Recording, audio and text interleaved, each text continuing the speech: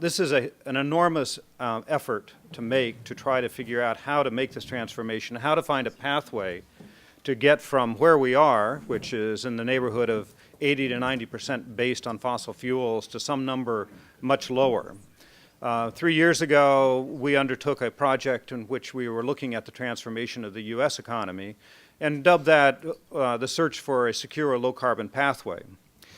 We recently undertook a project with the MacArthur Foundation. The project was called Asia's Response to Climate Change and Natural Disasters. There were a few copies out on the side table that you can take, but it's probably better to take it and download it, in which we tried to apply that concept to a number of countries in Asia, including China, and realized that it was actually a helpful way to think about this question, to think about the key issues that you have to face in making this transformation of your economy. As a result of that, we continued the project with funding from the Energy Foundation, and we do very much appreciate their support, to look specifically at China in greater depth and try to understand what are the key drivers and interests that will shape the pathway for China's energy future. And I think there's no reason to think that this audience doesn't understand fully well that that's probably the key issue in looking in the future in terms of energy and climate, is what are the choices that China will make and what are the policies that they will follow. So we're really excited about the program we have today. We have as our keynote speaker, Zhang Kejun, who will be joining us later, has been doing an extensive amount of modeling work on the Chinese economy to look at the trade-offs and look at the ways in which to achieve a secure low-carbon pathway. But we also wanted to talk about some of the issues in more detail, and that's what our two panels will be doing this morning and then this afternoon. This morning, we've got a great lineup of people. We added one to the agenda that we were uncertain whether he was going to make it. So we've got a very full panel, so I would encourage our panelists to be brief. I heard about this new program of 20 slides and 20 seconds per slide. I don't know if you can quite achieve that, but that gives you 6.5-minute presentations. But we'll give you a little bit longer than that. I'm only kidding, guys. Don't suddenly get worried. Our first speaker, and the bios are there and available, so I won't go through all of the details. But we wanted to touch on some of the key low-carbon strategies in the first panel. So the first speaker is Kate Jackson, Senior Vice President at Research and Technology with Westinghouse, to talk about nuclear power in China. And Westinghouse, of course, is extremely well placed, having been awarded for contracts to start building a new generation of technology in China. So, Kate, why don't you go ahead and start? And are you queued up here? Okay. This one?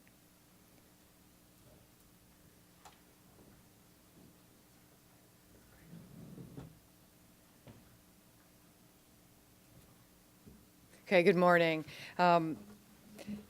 I want to first thank CSIS. These programs are really wonderful. It's a great opportunity to get a range of people who have interests in multiple topics from different perspectives to come together, and I think that's what's so powerful about these conversations. So, good morning. I'm Kate Jackson. I have only recently re-entered the nuclear industry. I've been with Westinghouse 2 times now. I'm a retread like many folks at Westinghouse. Started at the early part of my career, went off to the Tennessee Valley Authority for about 17 years, and now have been back a couple of years. And so I'm kind of relearning the nuclear industry as I go.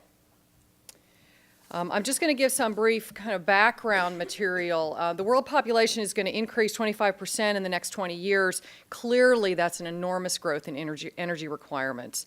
In the United States and in many developed Western world countries, much of the demand is because we buy more things that are powered with electric power. I wandered around here this morning trying to find a place to plug my computer in, and there are hardly any plugs in this room. So our demand is fairly predictable, whereas in the other countries that are rapidly developing, like China and India, the growth is unimaginable. The access to electricity is so powerful, so necessary, and driven by all kinds of things that we can't predict. And the cars is my example. There are going to be 100 million new vehicles by 2020 in China. Obviously, driving those not on gasoline but on electricity will dramatically change the profile of how GDP electricity consumption will change over time. That energy consumption by 2030 and worldwide is expected to increase by 45%. In China, the energy demand through 2030 is going to increase as much as 95% with a compounded annual growth somewhere between 2.8 and 4%. That's 40% of the total world energy demand is going to be based in China. And because that's such an important component of energy demand, clearly the issues in China are astonishing.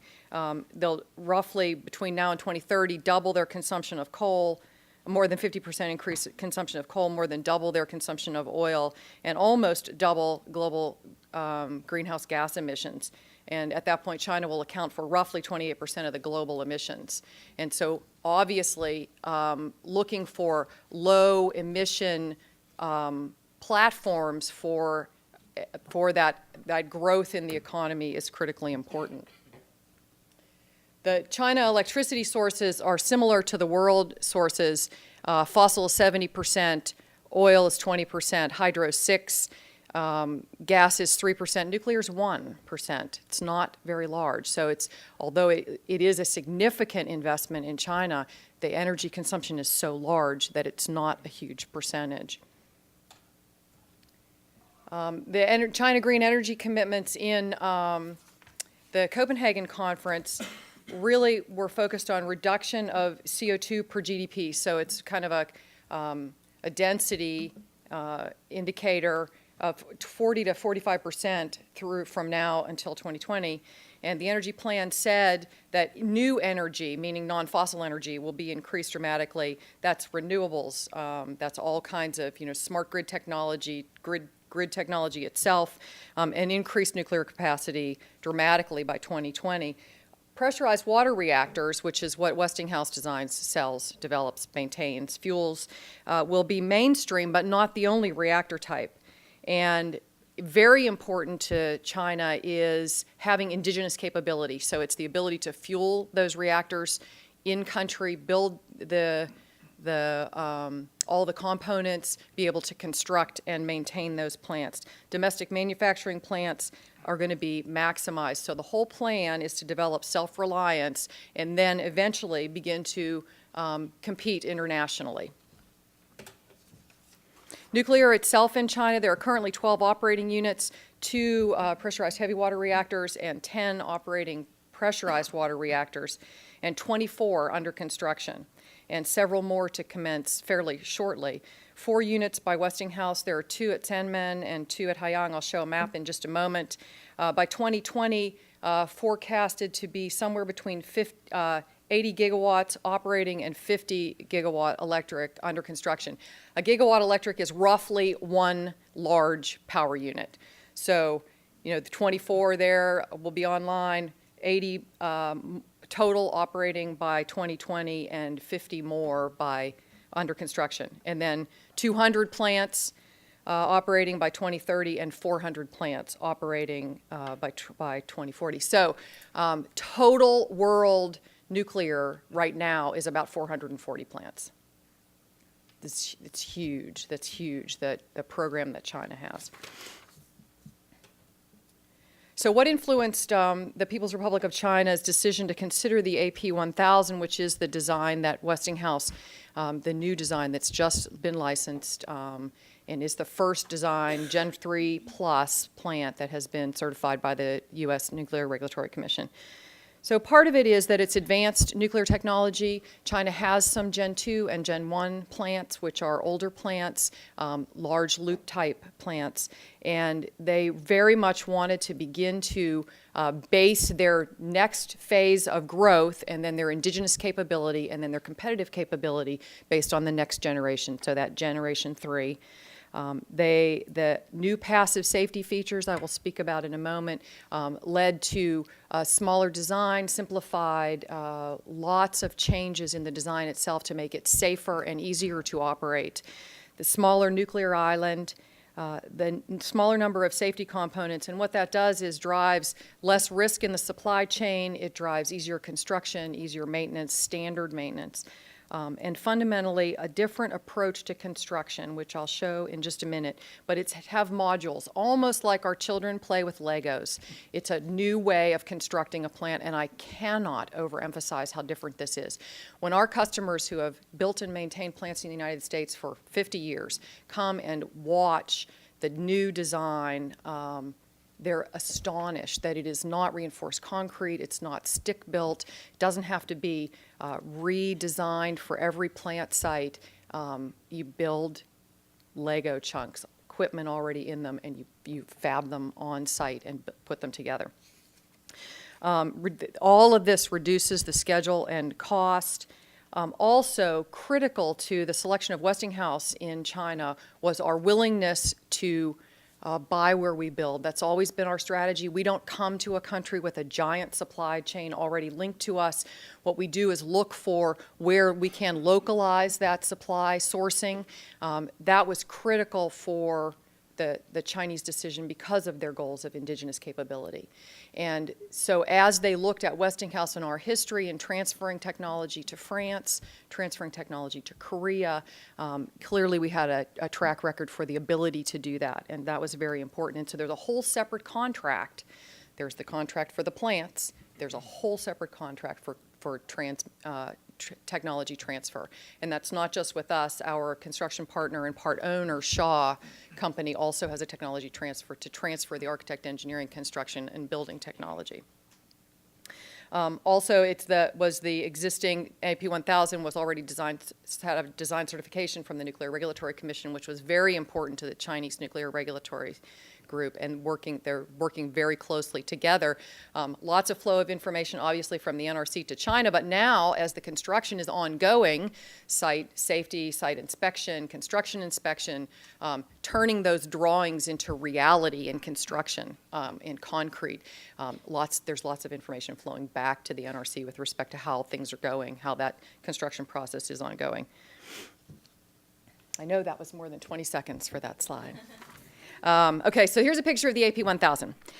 It is the safest, most economic nuclear power plant now available. It's a simplified design, as I said, enhanced by the use of passive safety systems. Okay, I've said that. Well, what the heck does that mean? It means things like gravity. It means natural circulation, much like when you have a teacup that the heat, the hot comes up to the surface, cools off, and then it flows back down. The cooler tea flows back down to the bottom, and it sets up a natural circulation cell. The cooling in any emergency, postulated emergency, would be based on things like the heavier water, because cooler, flows downward, cools the containment. Condensation, convection cools the containment. You need many fewer pieces of equipment and fewer emergency systems as a result of all of these. We spent roughly a decade proving that gravity would work in these complex systems to the Nuclear Regulatory Commission. It's a completely new way to manage a design, to manage postulated accidents. And so there was lots of integrated testing that had to go on to say, okay, this isn't going to be driven by pumps and valves and have lots of motors and extra things. As you eliminate all those things, you got to continue to prove that the safety is achievable. So this plant is 1,100 megawatts. Clearly, engineers named the plant AP1000, and it's 1,117 megawatts. So it's two-loop plant, and it's very small footprint, so things are very carefully designed for operability and maintainability. So the key factor is to standardize a design that's simplified. And the design itself is simple, so all the passive safety features allowed, as I said, lots of engineered safety systems to go away. There's no off-site power that's required for 72 hours after any postulated accident. That means you don't need a diesel generator for safety. You don't need all those pumps and valves and piping. significant safety. The water that cools the containment is in a giant tank up above the plant, so if there were an incident, that would by gravity drain down and cool and flood the reactor cavity. Construction is simplified through modularization, which I mentioned a little bit ago. Also procurement. So as you standardize these plants, you're picking from a bin that has SKUs in it that you know you can fill. So all those standard parts or pieces are taken, so you can simplify that whole supply chain. All your suppliers then can simplify what they do, because there aren't parts that are different for every single unit, and that's the way existing nuclear plants are. In working for the Tennessee Valley Authority in the heyday of nuclear, TVA ordered one of every kind of plant it could possibly have. And so it was there as a federal agency to demonstrate that nuclear power could work. And so there was a regular pressurized water reactor. There was a fancy ice containment that had ice down in the shield between the two layers of the containment building. There was a boiling water reactor. 17 other reactors were planned, all of which later were canceled. But it was every plant's different, so you can't train staff with one set of standard operating procedures. You don't share lessons as easily from one unit to another or from one utility to another. So the whole plan here is to have standard, almost cookie-cutter plants. That's true in China. The plants that we've sold in the United States will be exactly the same. So we've also sold 6 in the United States, and some of that construction is currently ongoing in the Southeast. So simple, I keep saying simple. So the fewer resources that you use, the more environmentally sustainable the design. Clearly having nuclear not have emissions with respect to sulfur dioxide and nitrogen dioxide and all of the greenhouse gas emissions is important. But as you look at this slide, you can see that not using as many components is important as well. So 50% fewer valves, 35% fewer pumps, 80% less pipe, 45% less seismic building volume, which is a huge issue, particularly in countries like China, where construction is going so fast that the availability of high-quality concrete sometimes is critical path. 80% less cable, and then the little embedded drawing in the upper right-hand corner shows the footprint of a Generation 2 old-style Westinghouse pressurized water reactor design compared to an AP1000. And so it's just a smaller footprint. It takes up less land. It takes up fewer resources. It's easier to site. So I talked about the modularization. Construction is forecasted to be 50 months and then another 6 months to get the plant synced with the grid and all thoroughly tested. That's about 3 years faster than the average construction historically. And the reason that that's possible is you can see sort of 2 pathways here. The bottom one is you license the site and you begin to do all the site work, all the surveying, water intake structures, roads, base mat, all those things can be worked in parallel with a modular plant that builds bits and pieces of these modules, ships them to site either by boat or crane or train or truck, and then a fabrication facility is built to prefab those modules, and then they're lifted into place like the Lego blocks that I said. So one of the beauties of this is that if you get behind because you're struggling with preparing the concrete that you're going to begin to load the modules on, you can still be building modules, so you can make up that construction schedule, and you're not working always in serial, and that's very powerful. The China projects themselves, okay, there's a little map. The Haiyang project is there just southeast of Beijing, and then Sanmen is mostly south of Shanghai. 4 units, 2 at each of those locations. The first 2 units, there's Sanmen 1, delayed by 6 months is Haiyang 1, then delayed by 6 months is Sanmen 2, delayed by 6 months is Haiyang 2. And so we're just kind of rolling through all of these projects.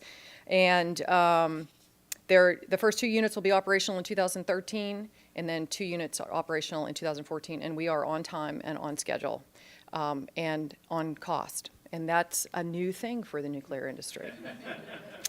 And as we see some of our competitors, people constantly say, do you look at your competitors and if they're struggling with schedule and cost, is that a good, does that make you feel good? No, it makes us feel terrible, because any place that there's a struggle with nuclear, we all have to address the issues or the lessons that they're learning or what the challenges are that those organizations are facing. So we don't ever want to hear anybody's late. We just want to be a little better than our competitors.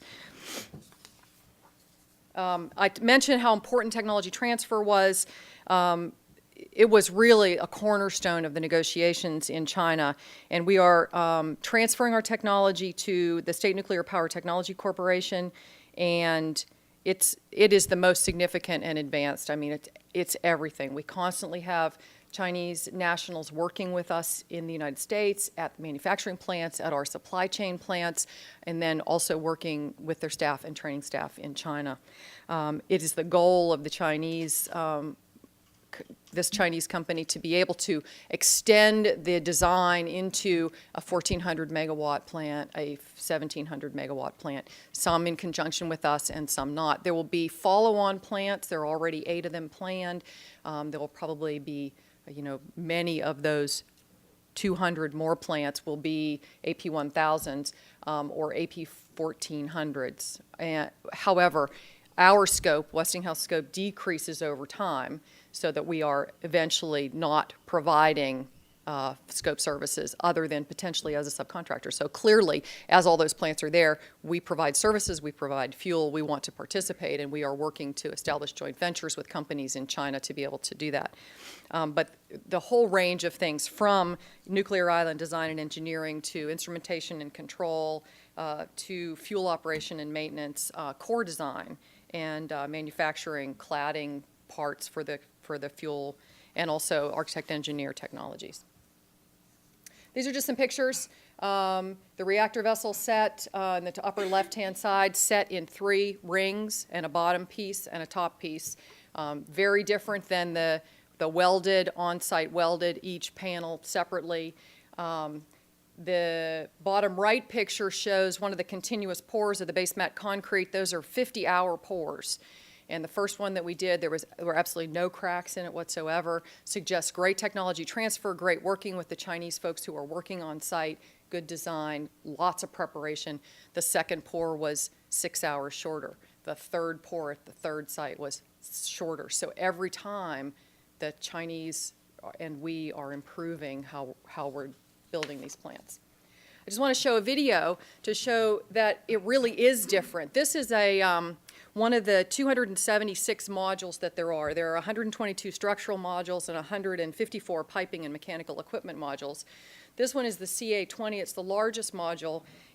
That's as big as a 5-story building. It weighs 856 tons. You can see the big counterweight there on the giant crane. There are some tiny little people running around in there. So you can get a bit of sense of scale. So some of these modules have steam generators in them. They have pipes in them. They have cable traces in them. And they get set in pieces one after another. And the module is built on site at the module factory. It's just incredibly different. It's very exciting. So the second one of these CA20s that was built in significantly less time than the first one. The second containment vessel head placement was significantly faster than the first one. And so transferring those lessons learned is going to be really important. I talked about the lessons learned. Each thing that we've done, the base mat pours, the ultra-large steam generator forgings and reactor vessel forgings, were done in significantly less time. There are challenges, though. So sharing those lessons learned among those sites. We have multiple customers in China, sharing among them, recognizing that each of them is trying to stake out a territory for competition in the future, internal to China, but also establishing platforms for competition over the long term. Staffing requirements, educating folks in China that can operate, can maintain, understand the material science, quality engineers. So that's ongoing. And just the sheer magnitude of construction, moving that many people and cranes and getting the steel availability is clearly a challenge. Just a couple of words about Westinghouse. We provide fuel services, operation plant services worldwide. We are only nuclear. Those of you who have Westinghouse televisions, that's not us. Westinghouse Christmas lights, that's not us. We constantly get them back at this time of year when they're not working, but unfortunately that's no longer us. We don't own the Circle Bar W brand, we just own the nuclear space of it. Nearly 50% of nuclear power plants in operation worldwide, and nearly 60% in the United States are based on Westinghouse technology. There are 15,000 employees. We've hired about 1,800 people every year for the past 5 years. There are about 750 planned to hire this year in 17 countries around the world. So someone said to me, well, you know, I really want to work for Westinghouse, but I don't want to work in Pittsburgh. I said, okay, have your choice. You can pretty much go anywhere.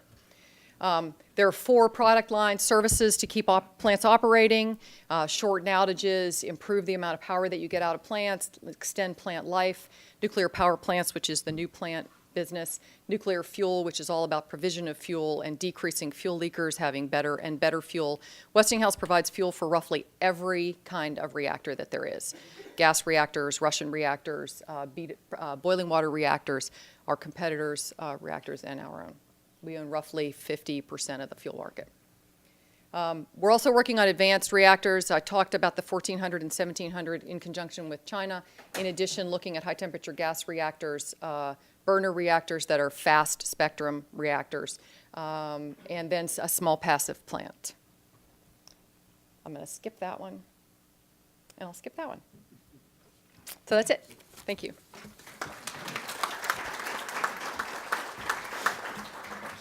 Yep. Thanks, Kate. That was great. I would encourage you to keep notes of questions you want to ask the different speakers, because we do have a number of speakers and it's quite a wide range of topics. So by the time we get through the last one, you may have forgotten where we were. Our next speaker is Kong Wu, who is with the East-West Center in Hawaii. Kong is a leading expert on oil and gas industry in China, and we thought it would be useful to have him talk a little bit about the unconventional gas discussion that's going on in China now. As you know, in the US, unconventional gas has really changed the picture, and so the real question, and many people believe that China can have a similar experience, and we thought that perhaps Kong could help us to understand where things stand and what do we know. So. Good morning, everyone. Thank you, David. I'm very happy to be here and for at the invitation of CSIS to share my views with you. And as David mentioned, I cover a bunch of issues in China, particularly oil and gas. Today, for a short period of time, what I'm going to do is, today's the topic is supposed to be low carbon potentials for China. So we look at the natural gas and conventional gas as one of the sources of the potentials. Of course, this is not entirely carbon-free, and we're all are aware of that. That's why, for what in the next few minutes, what I'm going to do is I kind of update you a little bit about the current situation of the unconventional gas in China, and then move to a little bit bigger topic about the role of natural gas in China's overall energy structure and the contribution to the low carbon thing that we're going to hear more from our main speaker today. For those of you who are familiar with the topics, there are kind of 3 types of unconventional gas, mainly, not exclusively. There is something called tight gas, and there is something called the coal methane, CBM, and there is a shale gas. In case of China, tight gas has been produced for about 10 years already. They are part of the natural gas numbers, natural gas data you've been seeing all the time. So they are already been there, about 20% of the production. Usually people, I'm going to skip that. I'm focusing on CBM and the shale gas potential in China. I do have to separate them because they are at different stages of developments. First, about the CBM, the resources potential is very, very large, and even bigger than the U.S. If you believe in the numbers, we're talking about 1,300 TCF trillion cubic feet of resources of CBM in China. But I just want to say that when you're down to the so-called proven reserves of the CBM in the country, it's only 2.2. So the difference of the size of the difference between the resources and the proven reserves are very big, indicating that China has a long way to go to developing the resources. I'm going to skip the details about where the resources are located in case there are questions. In terms of shale gas, very similar, and there are different estimates of shale gas resources in China. There is no proven reserves. The proven reserves is 0 so far because they just started the exploration in shale gas. Then the resources also in a range of somewhere like 1,000 TCF to something like 1,600 TCF in China. So again, huge numbers, but the work has not started yet. So in terms of that, now let's move to the production side. And here the huge difference between the CBM, cobalt methane, versus shale gas in China. The cobalt methane, China has about a little over 15 years of development experiences already.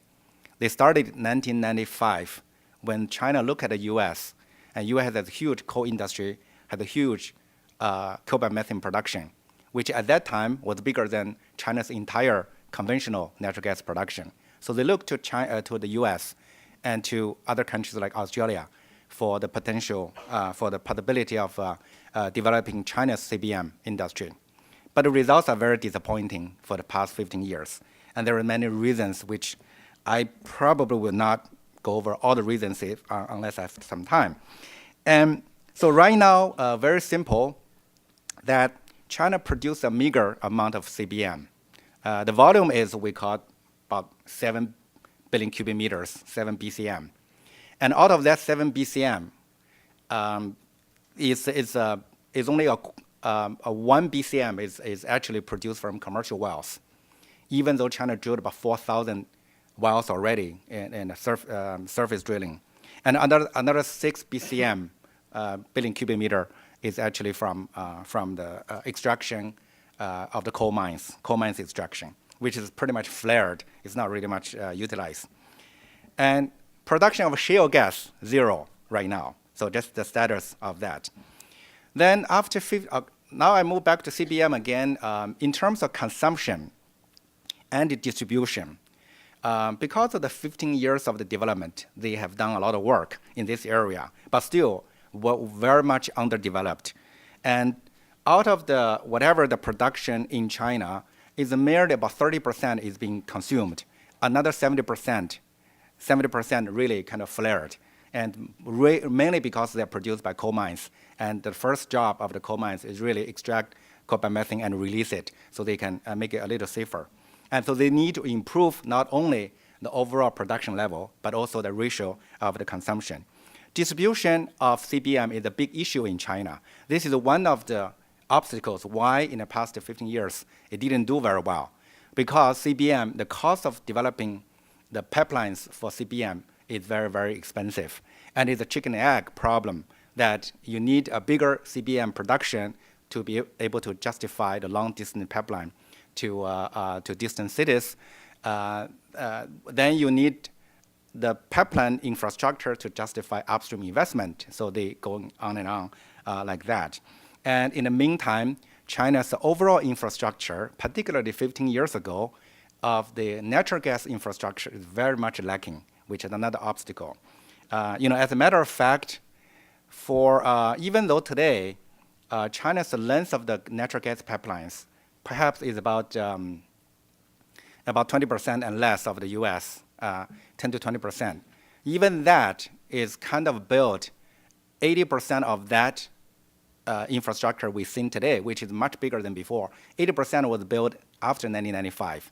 So you can imagine, 15 years ago, when China started CBM, the infrastructure was very much kind of in shortage. And that was the reason why. So you cannot develop your own long-distance pipelines. You cannot connect to the existing ones because it was non-existent. Of course, things have changed. That's why the next 15 years may be different. In terms of the shale gas distribution, it doesn't exist, just like production. So there is a little bit about CBM economics in China. This has something to do with overall natural gas pricing regime in the country. Again, this is one of the impediments why CBM was not very well developed, because Chinese natural gas price regime is very much regulated, fragmented, and very much kind of depressed in many sense. Although there is a dilemma, if you set the prices too high, consumer cannot pay. But overall, natural gas pricing was regulated and depressed, and that also hindered the development of CBM for the past 15 years. But that has improved quite a bit in the past several years. And China continued to reform the natural gas regime, and that certainly, in many ways, helping the unconventional gas, both coal methane and shale gas. And our numbers suggest that the current CBM economics are right in the edge of the natural gas price regime. So they are kind of encouraging if you also consider the government support, which I'm going to cover a little bit later. And shale gas economics is very hard, very difficult to gauge at this moment. However, if you use CBM as a guidance, there is a chance that the shale gas can become economical if the other issues being solved. Now the players, the main players a little bit kind of again different among these two types of gases. In the CBM, you have a long history of development, and without going too much to the details, today you have the major players in CBM industry in China is PetroChina, and you have China United Coal Methane Corporation, CUCBM, and you have the coal mines, individual large coal mines, and then you have a bunch of like a dozen, more than a dozen foreign companies. They have contracts with both PetroChina and CUCBM at present. So we have, a number of companies that, in case you are like Green Dragon Energy, Far East Energy from here, and you have Fortune Oil in Hong Kong, Asian American company. There is a long list of the companies, and they share the contract with both PetroChina and CUCBM. The provinces that this contract involved, mainly in the North China, Shanxi province, and also neighboring Shanxi province, but also in southwest provinces like Guizhou and Yunnan provinces, and in the eastern part of China, like Jiangsu province. So there's all over the place, but you can see that it's pretty much where the coal resources concentrate. Shale gas, the player is a little bit different. Shale gas has nothing to do with coal, at least. So the major players are the main state oil companies in China. So you have CNPC, PetroChina again. You have Sinopec. Now you have CNOOC. And CNOOC, which is an interesting player.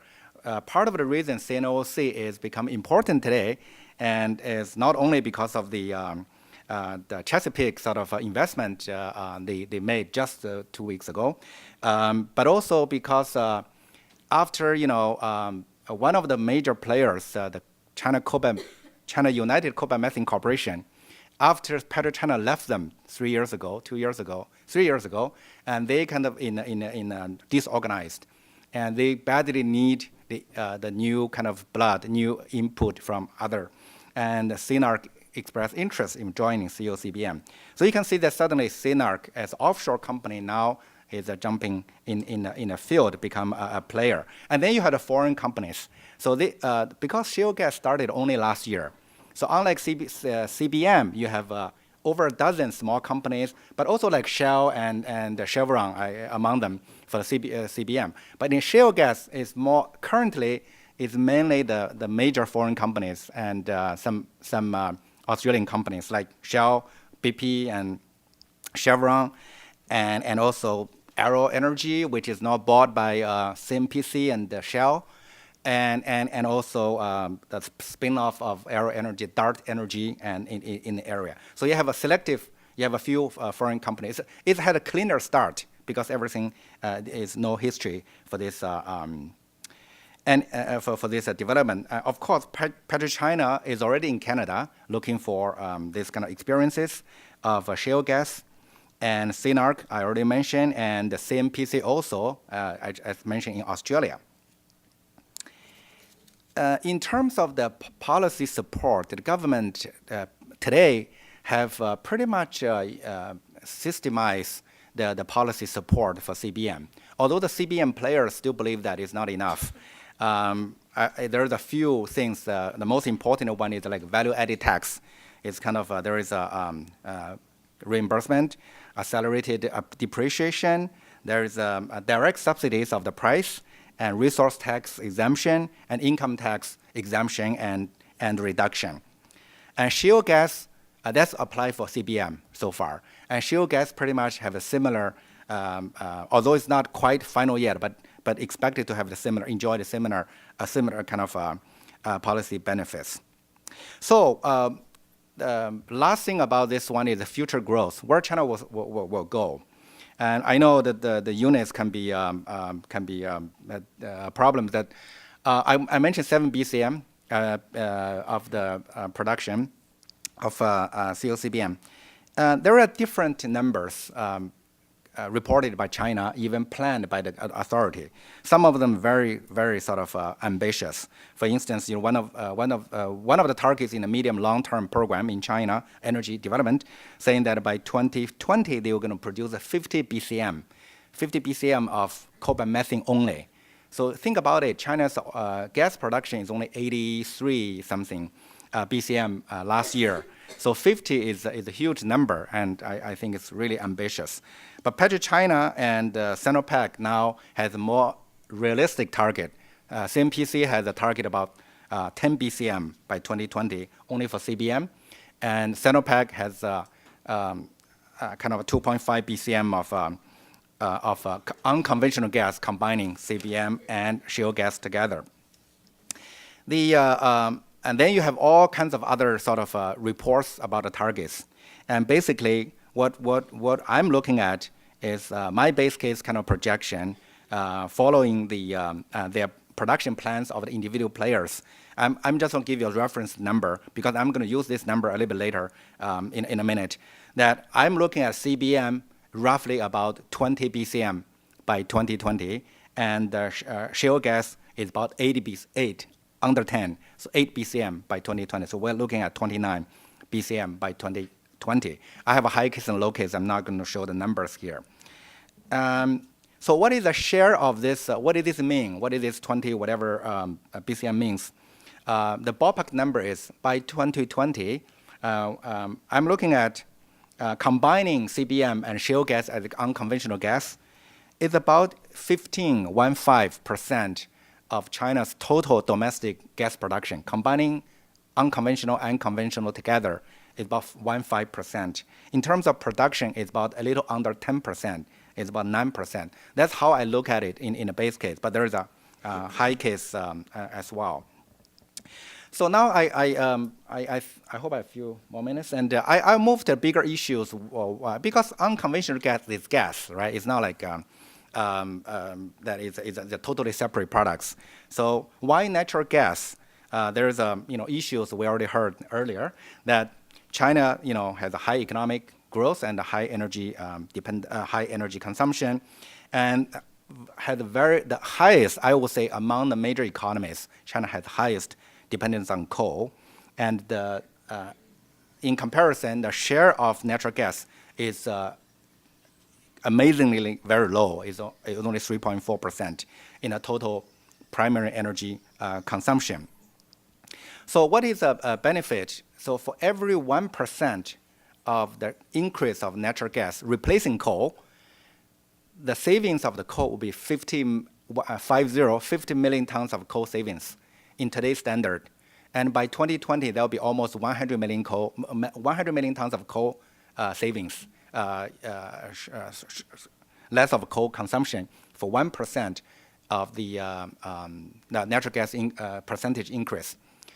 The government has a very ambitious program. They are going to raise the share of natural gas from 4% to 10% by 20. Actually, they are even by 2020. Some mention 2015, which is kind of unbelievable, but I'm looking at double the share from like roughly 3.5% to about 7%. Let's say 4% increase by 2020 for China's natural gas consumption.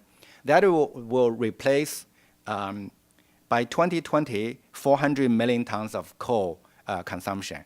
And so that's kind of huge sort of a benefit of doing that. And continuously, why natural gas for China? And that not only because of the coal is over dependence on coal and less development of gas, and China also has a huge gas potential, and we just mentioned both conventional and unconventional. So that is a kind of benefit of doing that. And China's imports of natural gas is still very low, although China has become the first Asian countries to import both LNG and the pipeline gas. Only the first country, even though the volume is very small. But Thailand import pipeline gas, but not LNG. Singapore import pipeline gas, but not LNG. Japan is a big LNG importer, but no pipeline gas. So China is both, from Turkmenistan and from LNG. And energy security implications for using more gas is also there because oil is the issue. And lastly, and that is a cleaner and more efficient fuel, but it's not carbon free. So what is the commonality or the common characteristic of natural gas? I think you for those of you you know already, carbon is not a big sort of benefit, but it's the benefit. It's about roughly 50% less than oil, less than coal, and about 30% less than oil. But again, the range can be very big.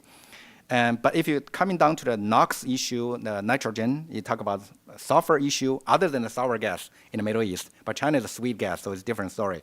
So sulfur the benefit is huge, like 80, 90% lower. Particulates and mercury and other impurities, of course, is really a lot of benefits there. And that's the reason that you want to. So what is the challenges for natural gas? Again, I don't want to talk too much about this. Number one is politically, natural gas is still fossil fuel. So many people don't necessarily distinguish between, they don't want to distinguish natural gas from oil. They're all petroleum. So if there's petroleum, they have a trouble, they're fossil energy. So they have a trouble future. And in China, particularly, there is a market fragmentation problem. Natural gas market in China is small regionally, and is fragmented. So the economy of scale is an issue. And infrastructure is still lacking, and improved a lot is still lacking. Pricing issues is still a long way to go. How China can link the price of natural gas with other fossil fuels, particularly oil, and how to link. And what about coal? And those kind of issues are still kind of a problem challenges facing the country. And competition from coal and also occasionally from oil. That's the other way to look at this. They do have competition from coal strongly, and also like LPG and other other oil products. And if you want to import more LNG, then rising international gas prices is a challenge. But in the meantime, it's a challenge for the imports, but also the benefits for the unconventional gas, which is the higher price means you have a better alternative than to the LNG imports.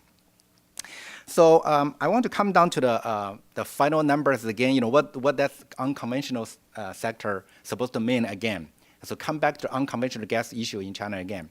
I'm not looking at a 2050, that long term, only 2020. That I already mentioned that in terms of the production, it's about 15% of the total gas production by 2020, and under 10% of consumption by 2020. But in terms of the unconventional gas only, based on my base case scenario, that by 2020, with the amount of unconventional gas that produced and utilized in China, they could save around 50 50 million tons of coal by 2020. So it's still kind of meager. So we have to be realistic and put into that perspective.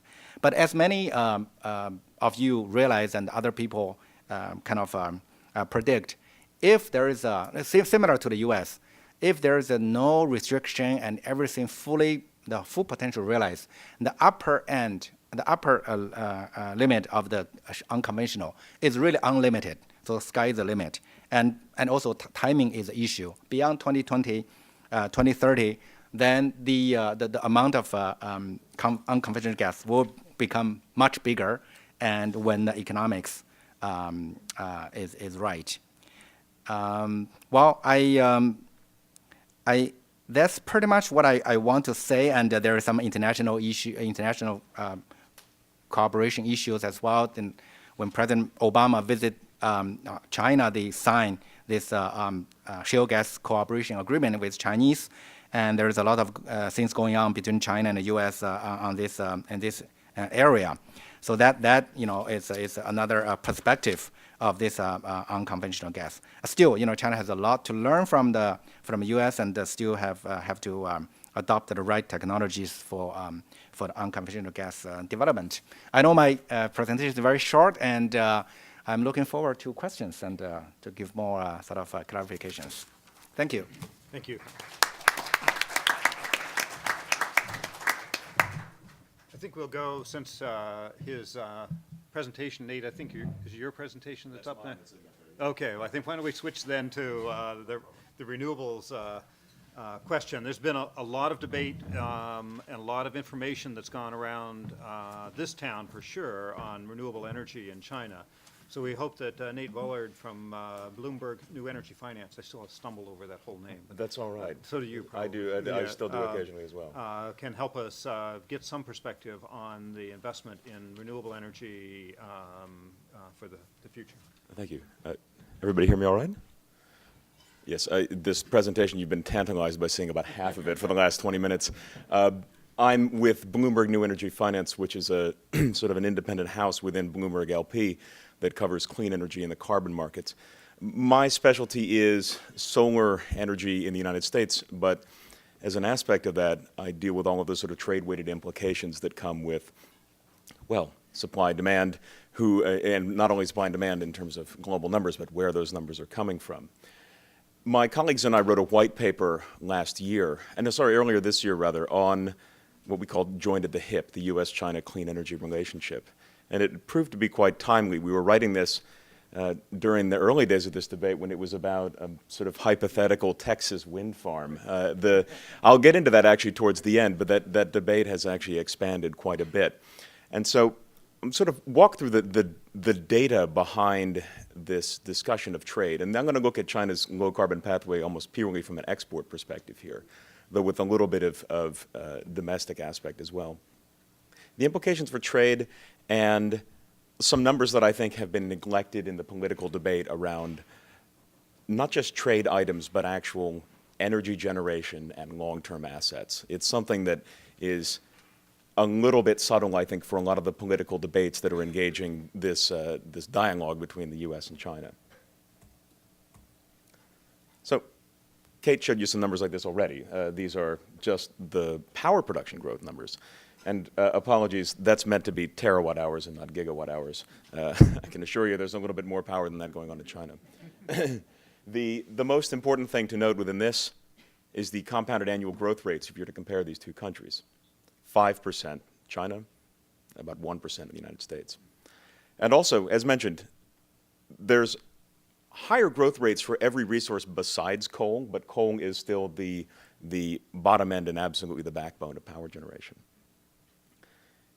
And even within this, China is becoming a very large electrical system, so a huge growth in renewable energy does not necessarily make it an extremely large part of the overall mix. But what's interesting to watch is what that means in terms of internal investment flow in asset finance. There's a lot of ways to look at the numbers in renewable energy. You can look at numbers that happen in the public markets. You can look at venture capital and private equity. You can look at asset finance. Asset finance is building stuff. So asset finance is what's actually putting plants in the ground. Last year, we did just shy of $100 billion in asset finance globally in clean energy. United States has been always a leader, Europe ahead of the United States even. But in the last couple of years, China has actually overtaken the United States in terms of asset investment. So hard dollars going into the ground to create fixed assets. China is deploying materially more capital to that end. And with an added wrinkle that given the generally lower costs per megawatt for any of this installed equipment done in China, you're getting proportionally more investment for that dollar put in the ground. That's not to say that China has quite yet overtaken the United States. I mean, you're having games that play in parallel. We could well see this trend sort of continue, where you've got United States at a sort of fixed delta above China. Though, honestly, I doubt it. I think that you'll see more asset investment in China, especially if you include all of the sort of supporting investment that you need in terms of grid development. The other aspect is equipment manufacture. If you want to get into where China really leads right now in an external-facing aspect, it's in the manufacture of equipment. Quick show of hands if anybody knows where Yingli Solar is based, or for that matter has even heard of it. On the table, we'll get some people who know it, probably. I see 2 hands. Okay. Solar Fun, JA. Canadian Solar, despite the name, is completely a Chinese company. They moved their corporate headquarters, but these are companies that have rapidly, and I think for those not watching this quite as closely as I watch, very healthily entered the global market for clean energy equipment. And in fact, if you're looking for the largest producers of cells, so the fundamental element of creating a solar panel and then creating solar power, China is in the lead. In the top 10 manufacturers, in fact, you have only one that is US. On wind, it's a slightly different story. The largest company is in Denmark. The second largest is GE. And while you see 4 out of the top 15 turbine manufacturers are Chinese, at the moment, none of them are actually strong exporters. Solar technology in China is a completely well developed at the moment as an export industry, but interestingly is not much of a domestic project industry yet. China is proceeding at a very measured pace and a very cost-focused, in a very cost-focused manner on deploying solar power in China. Wind, on the other hand, is, I think, probably equipment-wise and in terms of the ability to raise debt, not quite as robust as the solar side is, but is a much larger industry within China. China did about 40% more wind investment last year than the United States did, using almost entirely its own equipment. If you want to talk exports, this is those companies that I mentioned, Yingli, Trina Solar, Solar Fun, and the market share that they've been able to capture in the US's largest solar market, which is California. This market, let's say now 3 years ago, was almost completely supplied by the United States and by Japan. And in the past several years, you see this progression wherein China takes increasingly more and more market share out of a very cost-focused and, I should say, quality-focused and finance-oriented market. So you start to see these proportions in the market, 40%, more than 40% market share in any given quarter coming from China. Those are hard numbers in the sense that that's actual equipment that will be financed and go into the ground using US lending standards and using the scrutiny of a lot of US equity investors. Important to know. I want to get into sort of the enabling aspects that allow this investment to take place. This is the dollar-yuan conversion. This looks like pretty much a uniform function from 2005 to 2010. If you wanted to just draw a graph of what a managed currency looks like, it's this. Just as a quick comparison, that's the US dollar to the euro over the same time period. Currency really helps. Stable currency providing a visibility to those who are going to be exporting, very valuable. This is another aspect. If the United States has a great deal of energy applied to stimulus funding for its industries and to using the tax code to incentivize investment in renewable energy through investment tax credits and through manufacturing tax credits, I think China has taken a more direct approach through lending towards supporting industries. This is since April. That's $33 billion in lending from China Development Bank alone to 6 of the largest clean energy manufacturers in the country. 33 billion is also, just as an interesting comparison, almost the entirety of the money that the Department of Energy has devoted to it in the next several years to get out the door in stimulus funding. These are large numbers. I mean, these are numbers that in many cases exceed the revenue over several years' worth of time for some of these companies. And they're being provided not only sort of expansion funding to build new plants or to make an acquisition or something like that. This is money that's also available to help shore up the balance sheet as an export-oriented measure. This provides some sort of safe harbor for investors who are interested in buying this equipment. It provides a deep, deep line of credit if you're going to be making an asset investment overseas. This is a very direct instrument to help these companies compete internationally. It's also interesting to note that these are companies that were already all leading. None of these companies were laggards by any means. These are all the best-in-class manufacturers in solar and one of the best-in-class manufacturers in wind. And I think this is the fun part, actually, is in the US and China trade debate, we hear a lot of discussion about equipment flowing from one place to another. So, you know, the United States is being filled up with Chinese clean energy equipment. You've seen, David, how many political ads with wind turbines in them this year? 3 or 4? More than you would expect, especially for a market that doesn't really exist yet. I've seen, we checked, and I think I saw 4 ads on YouTube where a political candidate is saying something about sending jobs to China and used a wind turbine as an example. There's not much of a Chinese wind market yet in the United States, I keep reiterating. But there is a solar market, and one of the things that we did in our analysis was to look into the value chain, because Kate already indicated that there's a value chain in place for anything. You build a nuclear plant in China, it has equipment from somewhere else in it. It has expertise from somewhere else in it. You build a solar module in China, it also has equipment from somewhere else in it. So as a thought exercise, we took using our knowledge of what happens in actual components in the value chain, a module made by Suntech. This is a leading company in Jiangsu province. There's about 20% of the overall value added in the equipment, and that actually comes from the United States.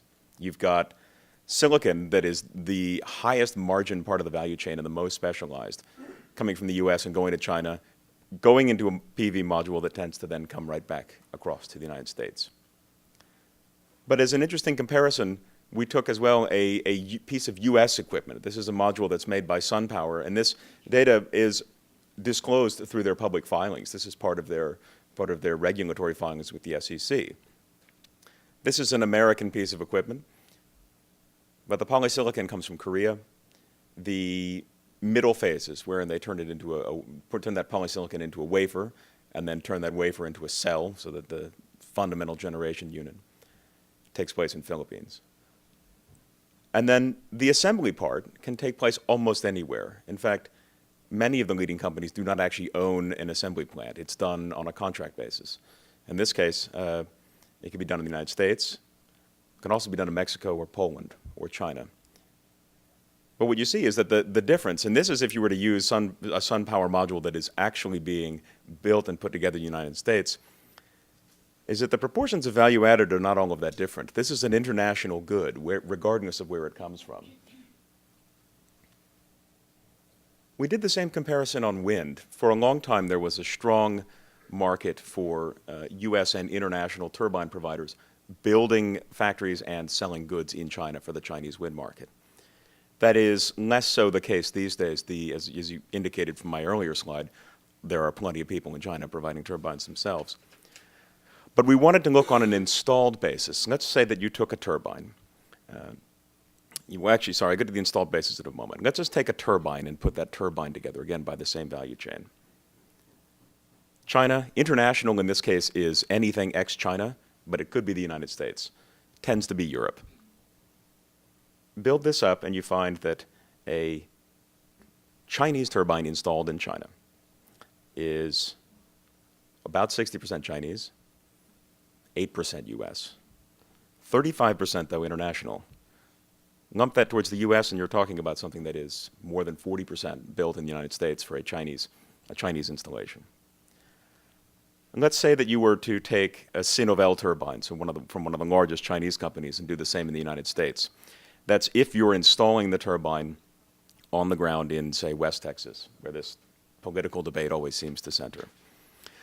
One of the things that rarely actually is going to travel overseas is the tower and the foundation for a wind turbine. That's probably because they're about 6 meters wide and nobody wants to send them anywhere. Blades do travel sometimes from China, but most of the time do not. They're very, very large. What people tend to do is ship the mold for the blade, because that costs the same as shipping 2 blades. Ship the mold and make your blades there. The highest value-added aspects in this turbine are still going to be US. That's the control system and the power converter. And what you end up with is in this Chinese turbine installed in the US is that it's still about 40% US. So that's one half of it. That's just the installation. But what we think is often missing in the debate is the difference between this as effectively a product, a turbine or a solar panel, as something that you build and then buy, versus an actual energy production project. I mean, in many ways, building a solar panel is like building a television. But the television doesn't continue as a productive asset for 25 or even 30 years. And a wind farm is a power project. It's not an investment scheme. It's not a work program. It is a fundamental unit for generating electricity over 20 years. So let's take that wind turbine and turn it not just into an installed asset, as I had before, or an installed thing, let's say, a product, and let's make it into an actual project that's generating power. Over the lifetime of a project, of value creation over, let's say, 2 decades of power purchase agreement between the project and a utility, where does all of the value go? And what's very interesting to see is this is to take the turbine that is incorporating the most possible equipment coming from China proper and installing it in the United States. A great deal of the value, $301,000 per megawatt over the lifetime, comes from construction. Another almost 200 comes from financing, if you use US financing for only 25%. There's no requirement anywhere that you could not do this 100% US financed. We just expect that if you were to do this project now, it would probably be about 75% debt financed by a Chinese entity. Then you've got another one there, O&M. If you wanted to say O&M in a different fashion, that's jobs. That's probably going to be US. We don't really have any expectation that once a turbine is installed, there is a non-local work crew maintaining it. That rarely happens anywhere. There are instances in which you need some extremely high-placed expertise specific to a piece of equipment, but it's unlikely to happen in the wind turbine value chain. So that's US, effectively. Put it all together, and far and away the largest portion of this project by value creation is US. So part of this, I guess what we feel is very important to include in the debate on clean energy, on who helps whom, is to see where the long-term value, not just in terms of the trade balance and dollars flowing in one direction and product flowing in another direction in a given year is, but what's the dynamic in terms of creating an energy economy? And that's a little bit more subtle and I guess a little bit more complicated. And I think actually that's it, except for one more thing. I forgot I had this one. There's one last wrinkle, which is for all that talk on investment. I mentioned in the total numbers on clean energy, there's lots of ways to talk about it. And one of the most popular ways here is to talk about venture capital and private equity. This is an instrument of financing, a vector of getting capital into play, and for creating companies that the United States really excels at. And in that sense, this is still a United States game and is likely to always remain one.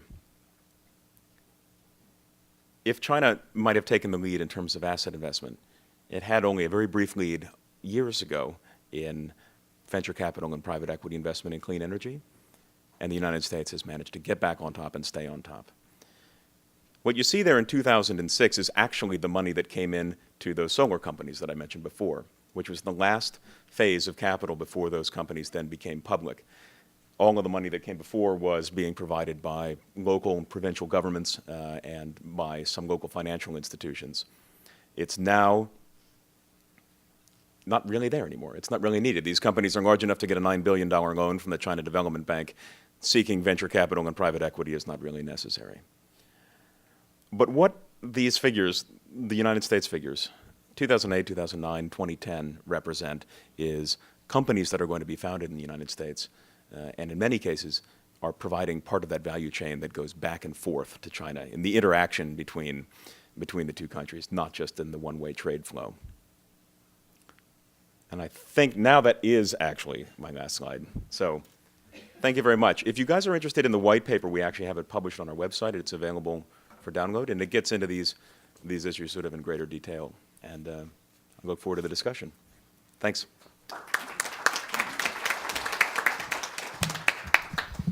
Thanks, Nate. Our next speaker is not on your program because we were actually uncertain that he would be able to be with us today. We didn't really want to do a discussion of secure low-carbon pathways without talking about energy efficiency because it is such a central part of the Chinese policy and approach. We had tried to contact a couple of people who have been working very closely, but unfortunately they have now taken on a new endeavor with the Department of Energy and had to cancel their participation at the last minute. So got in touch with John Milhone, an old friend from the Department of Energy who's now at Carnegie, and asked him if he'd be willing to step in. And after some soul searching, he decided he would come and join us. John, we'll have to get your presentation up. John has a long history in energy efficiency worldwide, and I think is going to present something based on the work of Mark Levine at the Lawrence Berkeley Laboratory. Lisa's coming. What's that? Lisa's coming. Oh, good, thank you.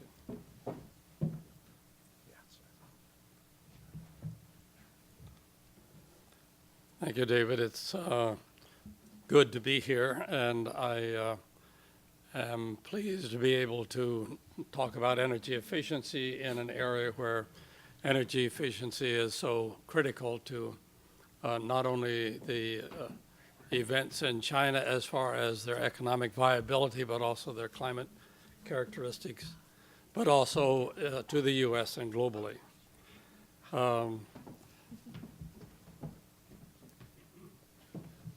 Because I'm scrambling to be able to say something that's helpful in this topic, I have used some resources very elaborately, including the good work that Mark Levine and his Climate Energy Group have performed at Lawrence Berkeley National Laboratory. I've plagiarized a good deal of material from what Mark provided. He and Bill Chandler, who's a colleague at the Carnegie Endowment for International Peace, were speakers at a major evening program at the Asilomar program, Asilomar Summer Study, sponsored by the ACEEE. And I think it sort of represented the priority that China is getting in the United States and internationally by the fact that one evening was devoted to the description of what was happening in China. In my comments, I will try to be efficient myself. I'm going to talk a little bit about the history, what's good times and bad that's happened in China, then talk about energy efficiency, particularly the sources and uses, a summary, and then a look at the future. The history of energy efficiency and climate change in China has had good days and bad. From 1980 to 2002, there was a significant priority that was given to China by the national government for energy efficiency, and you saw quite a rapid improvement in the energy intensity in China. Then in 2002 to 2005, there was a change. In part, there had been some lack of maintenance in terms of the energy efficiency programs and activities, and that showed up. There was a major increase in economic activity, and because of this activity, the products that China sold, which were energy intensive in the manufacture, had a very fast-growing international application, so that the energy intensity increased about 5%, whereas prior to this period, it had been the intensity had been increasing, and it decreased here. Then, as a result of recognition that there needed to be change, in the 11th five-year plan, major activities were taken to improve the energy intensity in China, and very significant activities were made, including an effort to mandate a 20% energy intensity gain in the 11th five-year plan, and then support from the Premier and the National People's Congress. Multiple actions were taken at the federal and at the regional and at the local level. This shows the greenhouse, the CO2 emissions that were anticipated prior to that rapid growth. That shows the actual growth in CO2 emissions, and how the China CO2 emissions then passed those of the U.S. As a result of that period when the exports and carbon intensity caused this kind of surprising but significant change. Now, this shows the implications of those good time and bad times. The good times when the energy intensity decreased, then the period when it increased at 5%, and then the result of the 11th five-year plan and the energy efficiency measures that have been undertaken as a result of that five-year plan.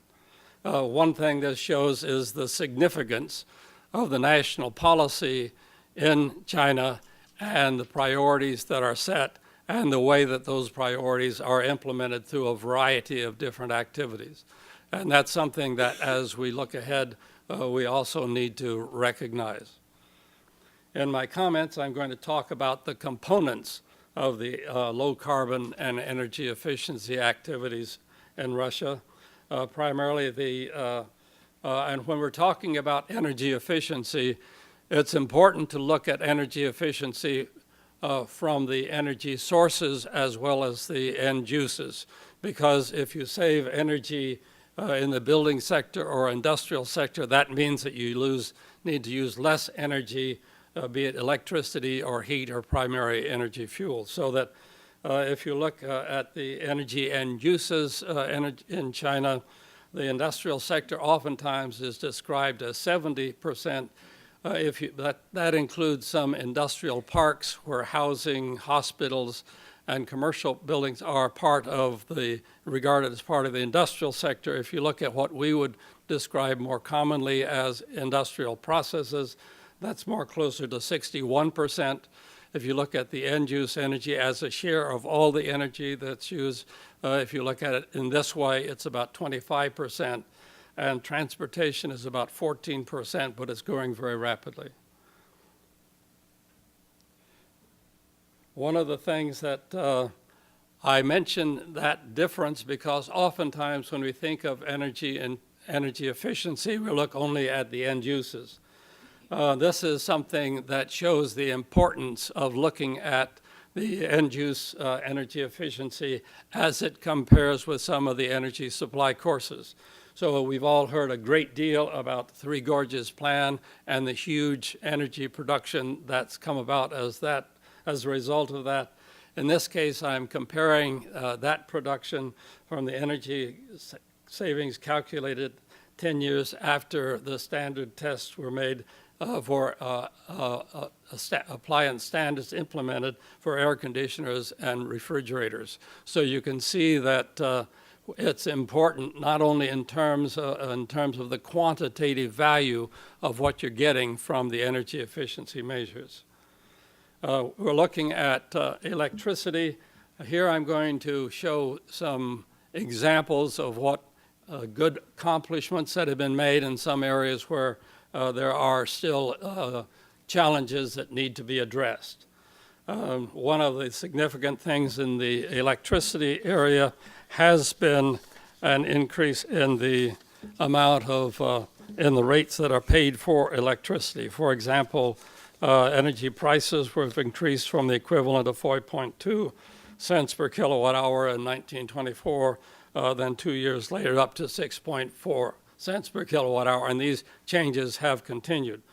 At the same time, the electricity prices are regulated. Coal prices are not regulated, so that when the coal prices have gone up, there's been an increase in the subsidy that's been required to make up that balance.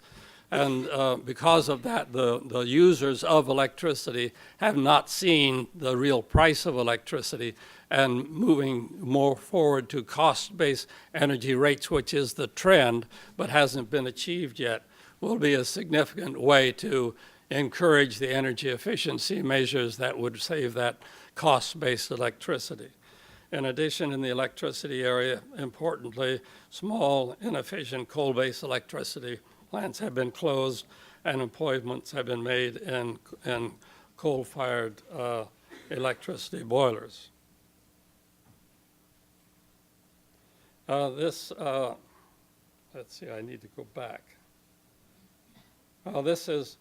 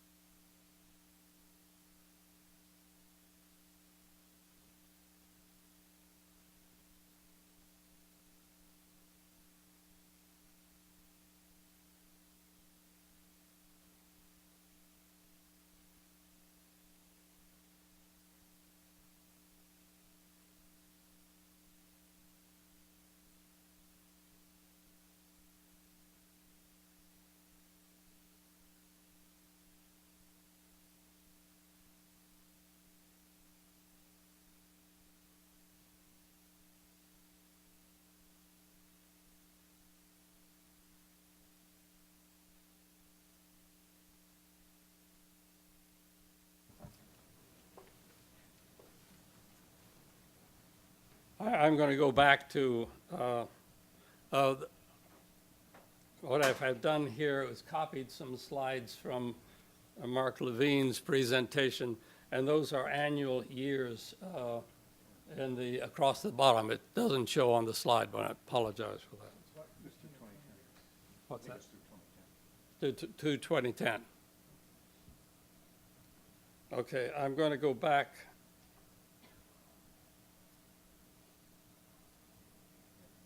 Okay, before I leave buildings, there's been the small industrial plants have been closed down.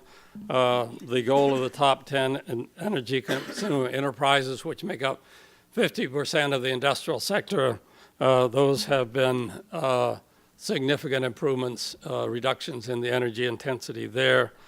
There's been tax rate rebates for exporters have been lowered for the energy intensive products. So there have been a number of factors there as well. Move on to the building sector. Building codes have been initiated and have been expanded countrywide, and they've been in strength, but slowly in strength. There has been limited progress in the retrofit of existing buildings. One of the success areas is mandatory appliance standards introduced in 1990. Now they've been expanded to 23 products, including most residential and commercial appliances. One of the important areas is government procurement. Government has mandated the procurement of more energy efficient products. That has been extended, and that has made a significant purchasing power for more energy efficient products.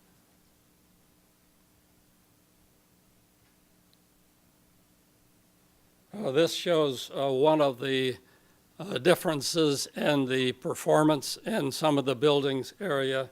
The heat supply reform in buildings, which is shown on the right, has made significant improvements. One of the areas where little progress has been made is in the improvement in the retrofit of existing buildings, so that the indication on the left, that column shows the lack of significant progress based upon the goals that had been set in the retrofit of existing buildings.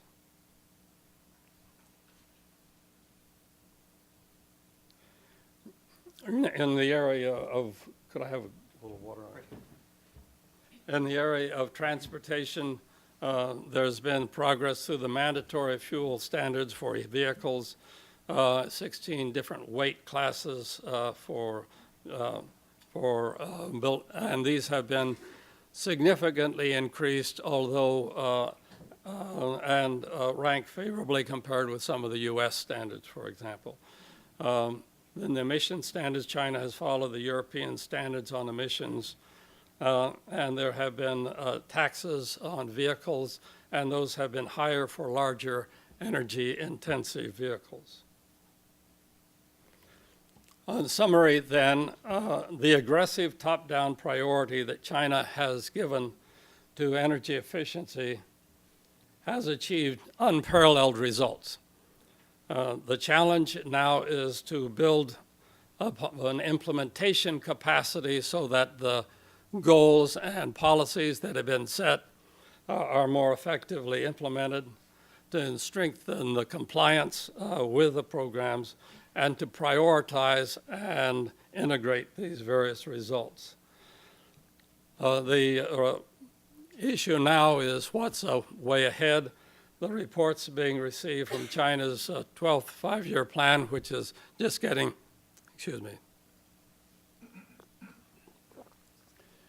which is just, that didn't help much, which is just getting announced recently, and we will be hearing more and more about the effects of that as we go forward. But the signs from what we've seen so far are encouraging. That if the tough targets that have been set in the 11th five-year plan appear to be continued into the 12th five-year plan, and to be included in terms of energy efficiency and carbon change. The plan is expected to see a 15 to 20% reduction in energy intensity to continue the guidance that have been taken in the 11th five-year plan. A spending program of a significant amount, $754 billion for alternative energy the next 10 years is one of the expectations. This information is from Climate Wire, which is providing sort of the earliest reports that I've seen in terms of the content of the 12th five-year plan. It will be very important and interesting to see as these get defined and rolled out, and we will get more information, but the direction now appears to be very positive in terms of the future direction sustaining the effort that has been made on energy efficiency in the 11th five-year plan. Many of the things that were identified in the 11th five-year plan are still in the process of being implemented, and this, I think, is an indication that those efforts, such as the expansion of the government procurement, the stronger standards in terms of on labels, moving towards a gasoline tax, that these kinds of measures that haven't been fully implemented, it sounds as if the commitment is being made to continue these activities in the future.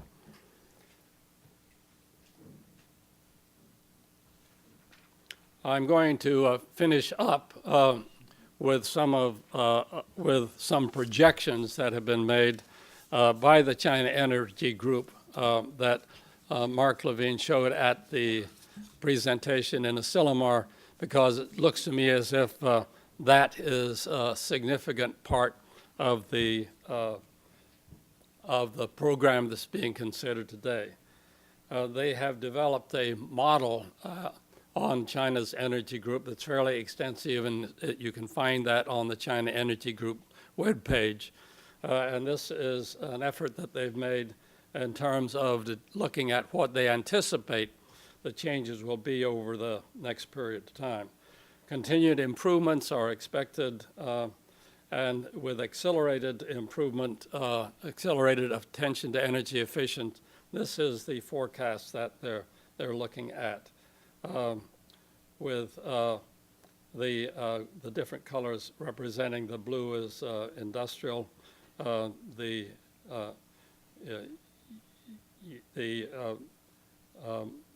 yellow is I think transportation, and the others are buildings, residential and commercial buildings. So you can see that they peak out a little bit earlier according to the information that they are finding from their models, and this provides some information in terms of how, in their projections, their model, they think these changes would be taking place. These include the saturation effects, slowdown in urbanization, lower population growth, and change in exports to high value added products. So this is an overview of the energy efficiency history, the measures that are being undertaken, and the anticipated future in China.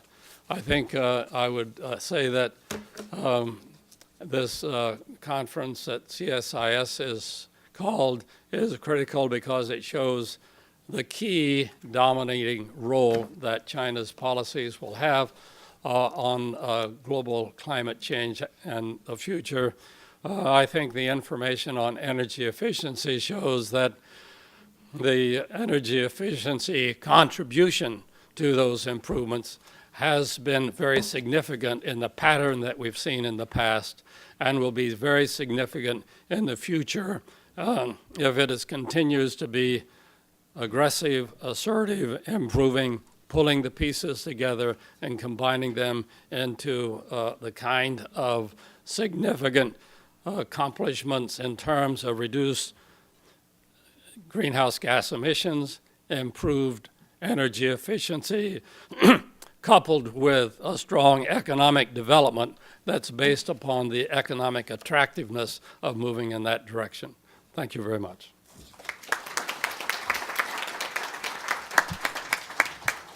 Thank you, John. And you set the stage for some dueling modeling projections, and Zhang Gejun presents his results in a little while, so we'll have to compare those charts. The final speaker for this panel is Xiaomei Tan. She's now a senior associate with the International Financial Flow and the Environment Program at World Resources. One of the topics that is discussed continually here in Washington is the process for technology development. How do we bring technologies into the marketplace? So we thought it would be important for Xiaomei, building on some of the work she's done, to give us some insights into the approach China has taken to develop new technologies. So, Xiaomei.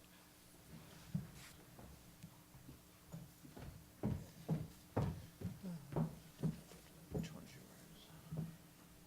Where's Lisa? It's on.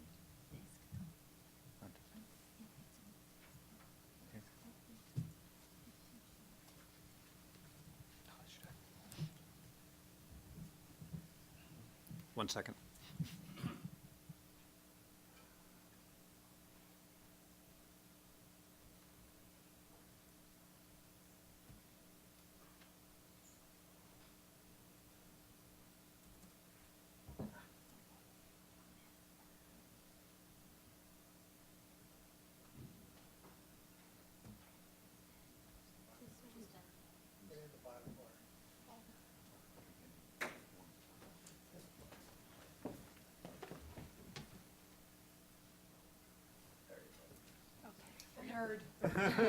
Thank you. Good morning, everyone.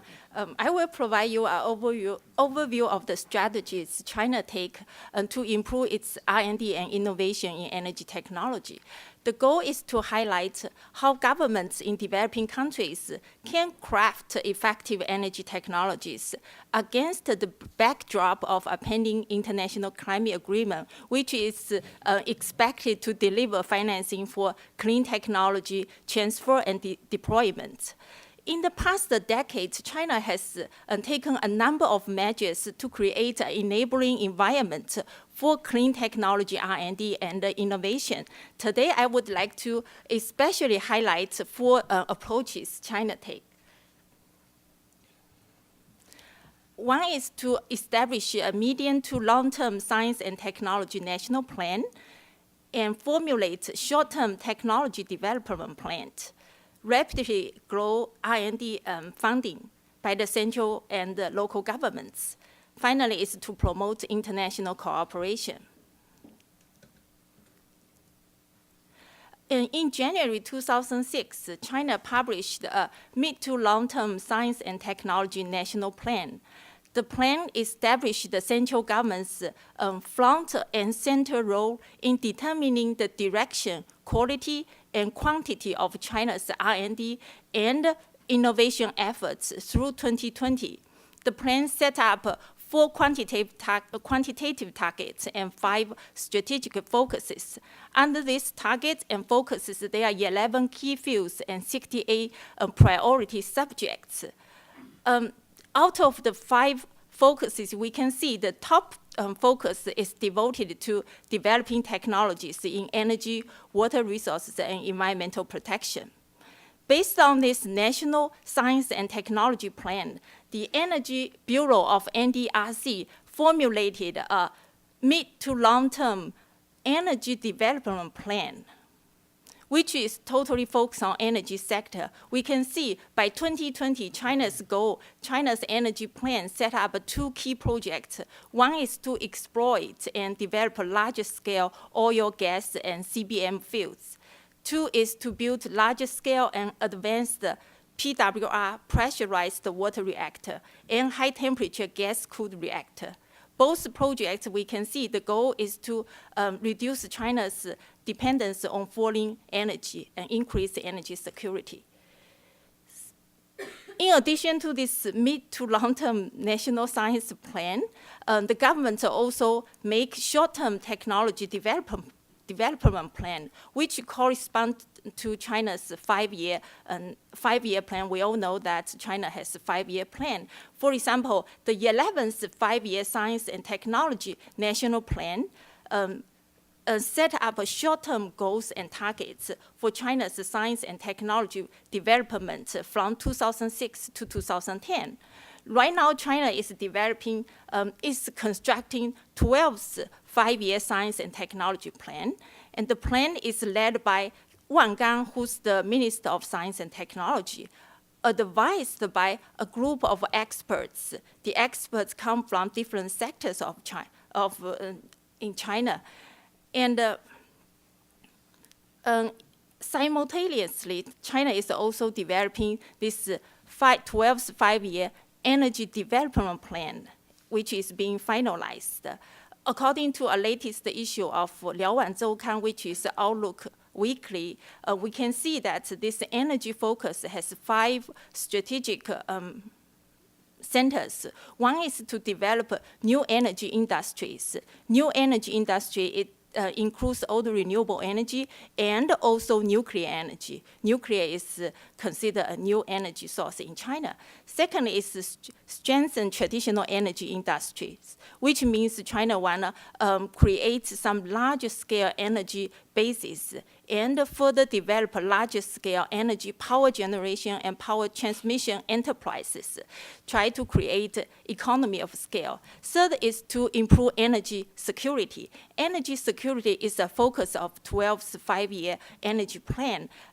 According to our expert Zhou Fenqi, who's the former head of Energy Bureau of NDRC, he pointed out that China now 51% of China's oil relied on imports. This is way higher than the normal 40% dependency rate. So China want to further reduce its dependence on foreign oil. So energy security, improve energy security is a focus of 12's five-year plan.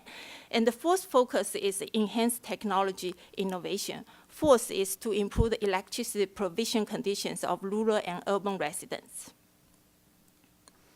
In addition to a long-term and short-term science technology national plan, China also dramatically increased its R&D spending. We can see from 1998 to 2009, the R&D spending, the speed of the increase is dramatic. The yellow bar represents public spending, and the green bar represents the total gross spending, which include both private and public spending. This is, we can see an important trend is that the private spending actually is increasing quickly. In 1998, we can see that the total spending is pretty much, the government spending accounted for a significant part of China's growth spending. Now to 2009, this private spending almost accounted for half of the total China's growth spending in R&D. At the same time, China's R&D intensity also keep growing.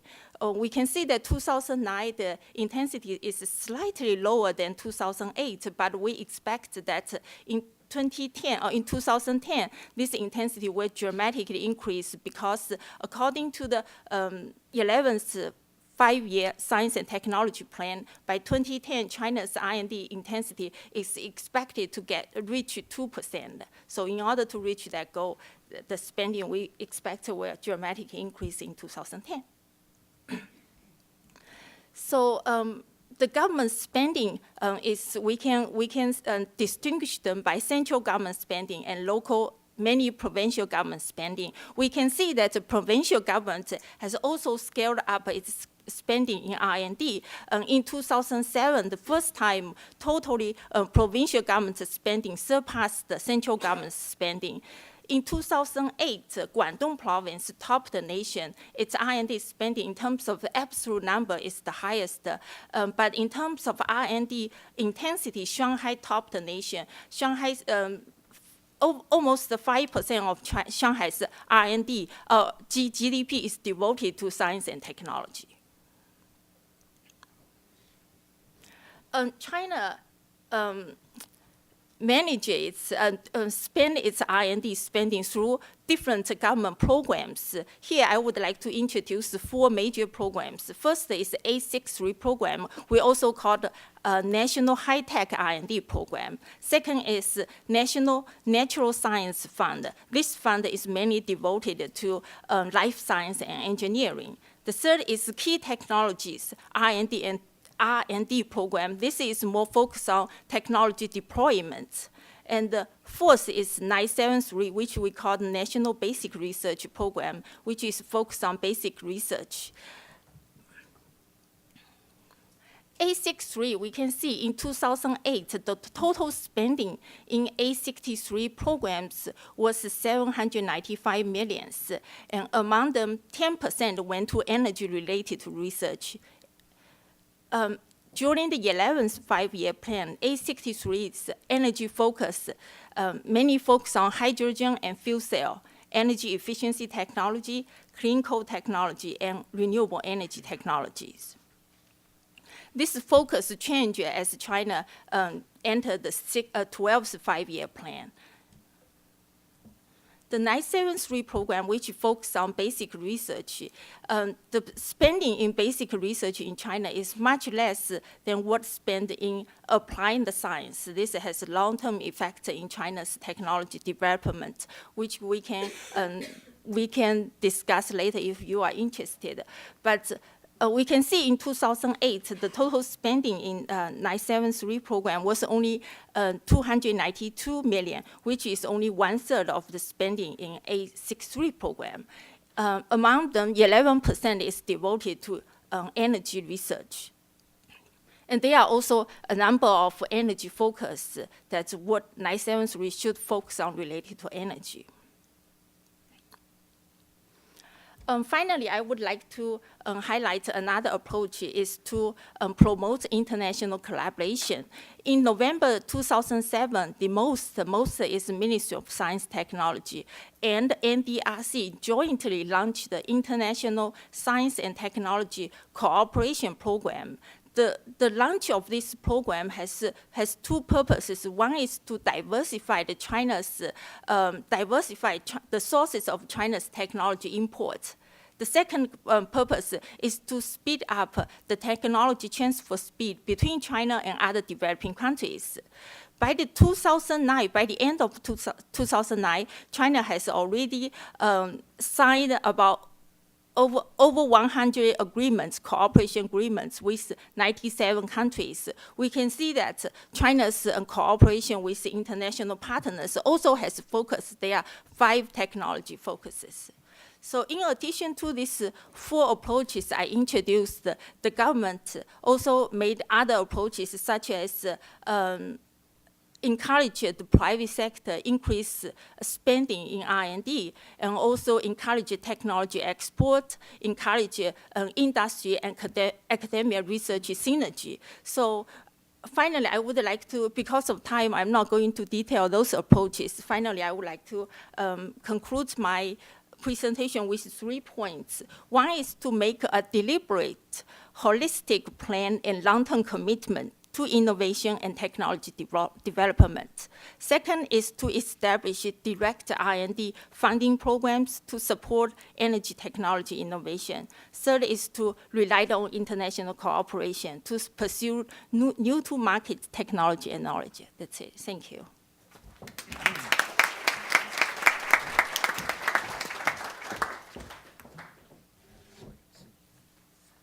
Well, thank you, Xiaomei. Okay, so now that you've listened to some excellent presentations, we have some time for questions and answers. And so we have a couple of ground rules here at CSIS. One, if you could please identify yourself and your affiliation when you do that. And secondly, if you can pose whatever you have to say in the form of a question, that would be helpful. So you can make a comment, but if it ends with a question mark, that's always a good sign. So please, do we have some questions from the floor? Okay, we'll start here and then take that one after that. But the third rule was if you could wait for the microphone. Sorry.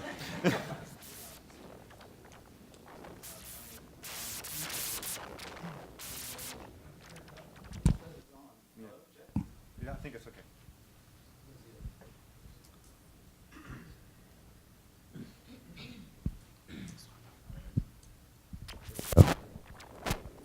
My name is, there it's working. My name is John Rickman. I'm a news reporter for the Energy Daily. This question is for Mr. Kang Wu. How would you describe the business environment in China for foreign investors, energy companies into China to develop unconventional or to explore for unconventional gas? And how would you characterize the regulatory regime for gas, unconventional gas development?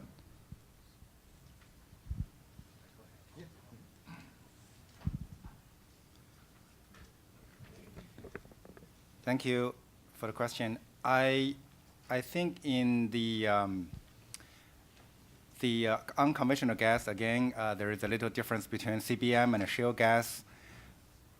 Compared to like a conventional upstream hydrocarbons, oil and gas, this area for the CBM, for instance, the policy and the environment it seems to be liberal, and it seemed to be favored, and the dozen plus companies signed contract with mostly COCBM and later with PetroChina, really obtained kind of favorable terms. However, as you can see that the macro environment for the CBM development was not very favorable. So it's not just foreign companies, it's also Chinese companies. That's why they didn't do very well for the past. And I list a few impediments. There are more impediments. Those impediments, they are really facing both foreigners and Chinese companies. So that's why that's the reason. for shale gas, and for CBM again, that things have changed now. They have a better organizational structure in China. They have a better pricing of natural gas, a little bit better infrastructure, and the government is a little eager to treat unconventional gas as a future source of supply. So the horizon for CBM has been changing now, and that almost automatically apply to shale gas.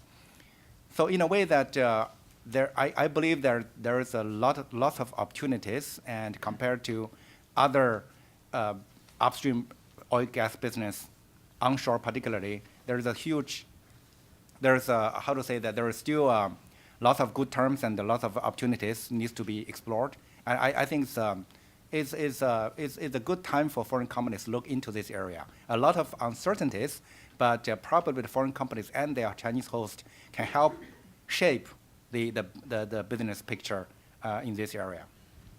And thank you very much. I think there's a question over. Hi, my name is Peter Marsters. I'm with the Woodrow Wilson Center. My question is for Dr. Wu as well regarding shale gas development. Here in the U.S., at least, I know shale gas can run into a lot of issues with water, both in terms of potential contamination as well as it requires a lot to start these wells. Do you see that as a potential constraint in future shale gas development in China?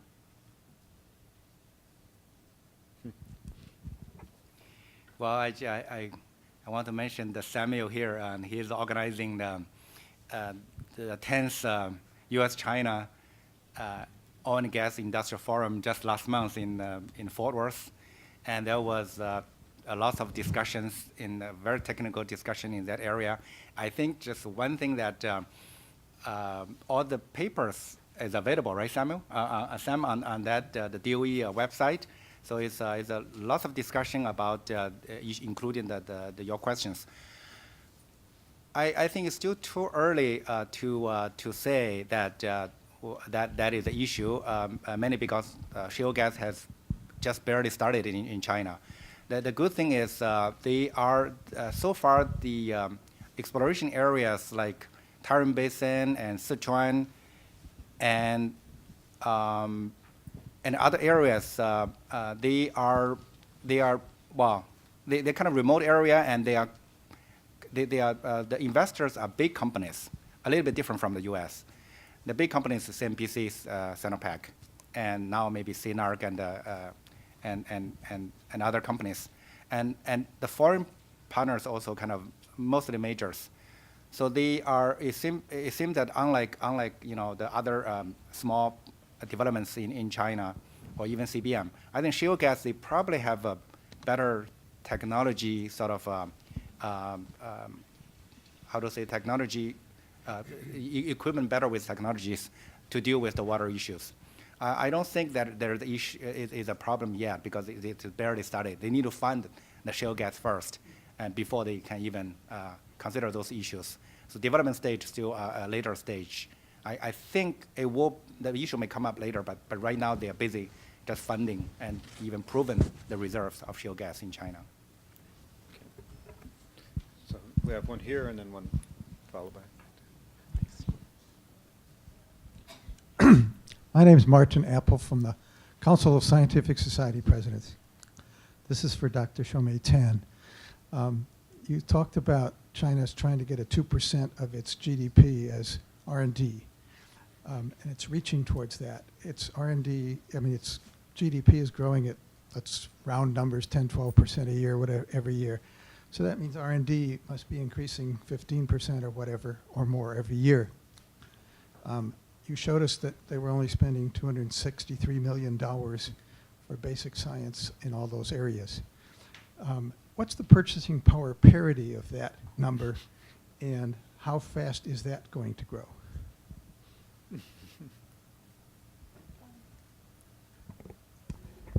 The number I showed you was 2009 spending in a 973 program. That's $282 million.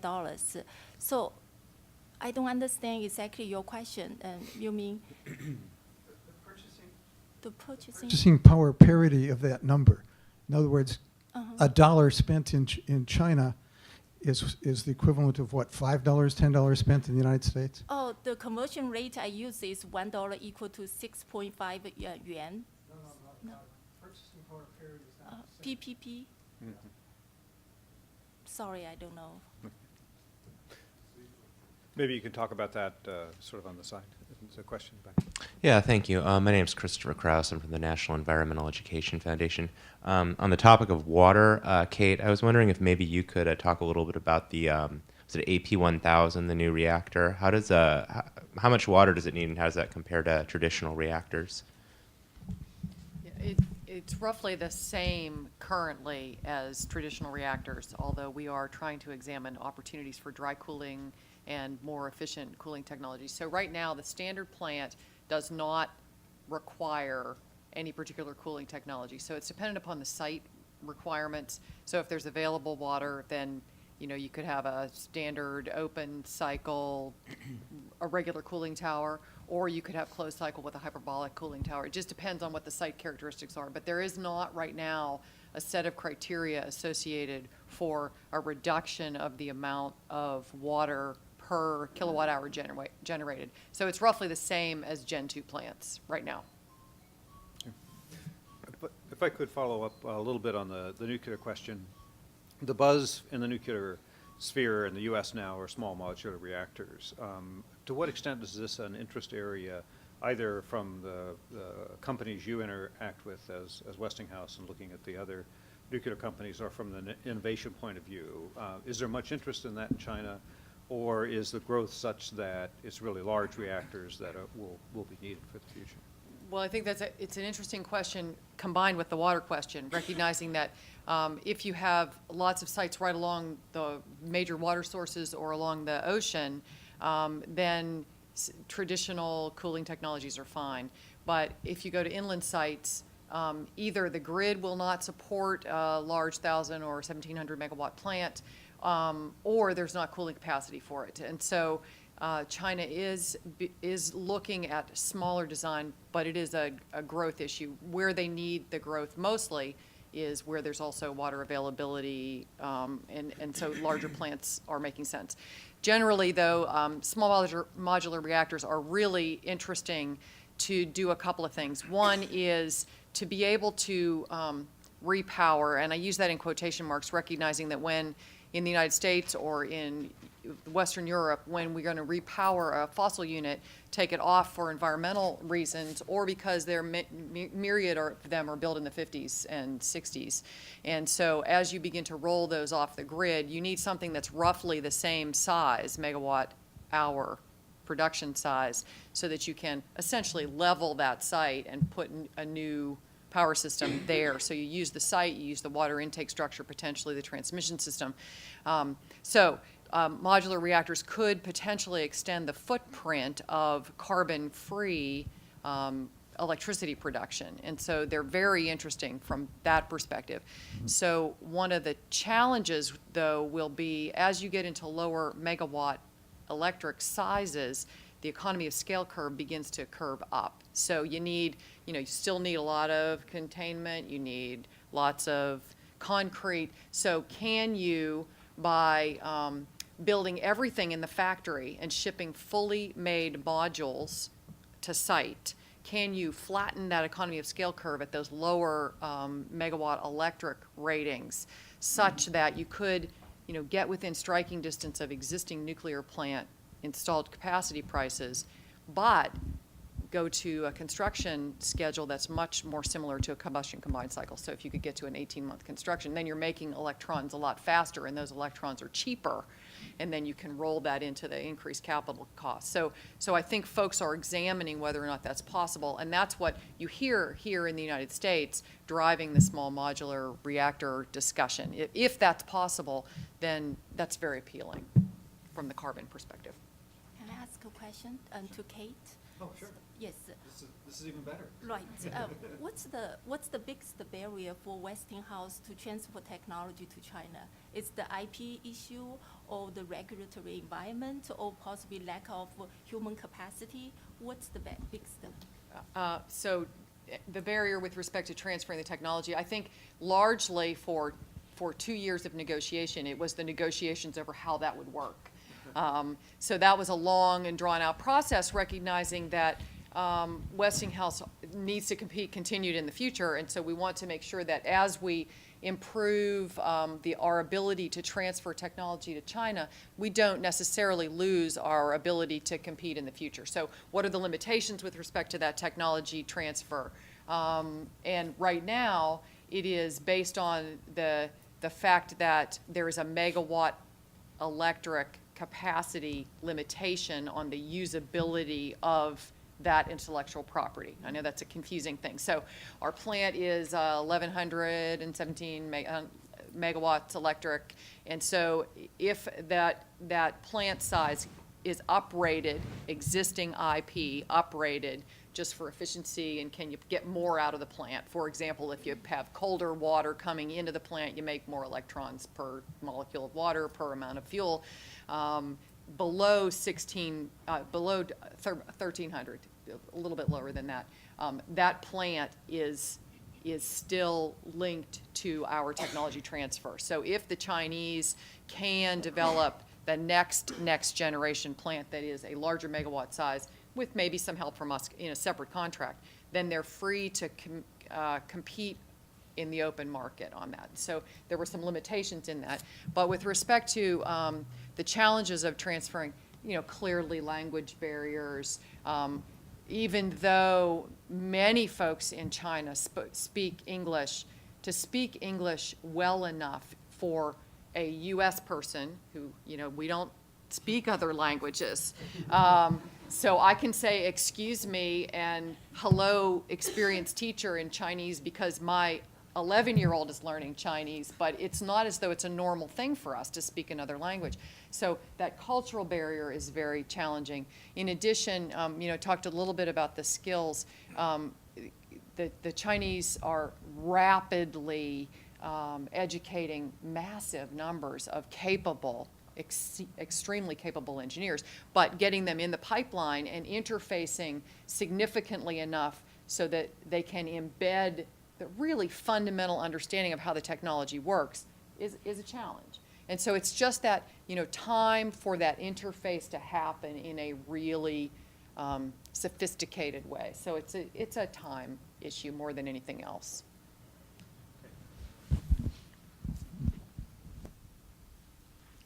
Hi, I'm Damien Ma. I'm a China analyst at Eurasia Group, and this is a question for Dr. Kang Wu again.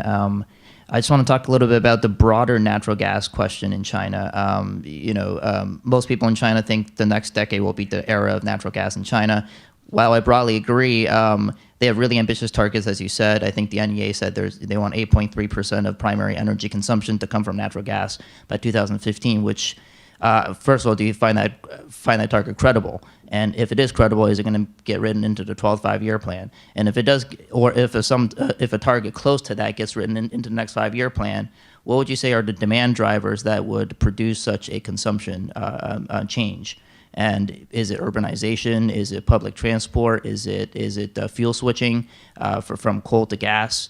And or is it all of the above? Thank you.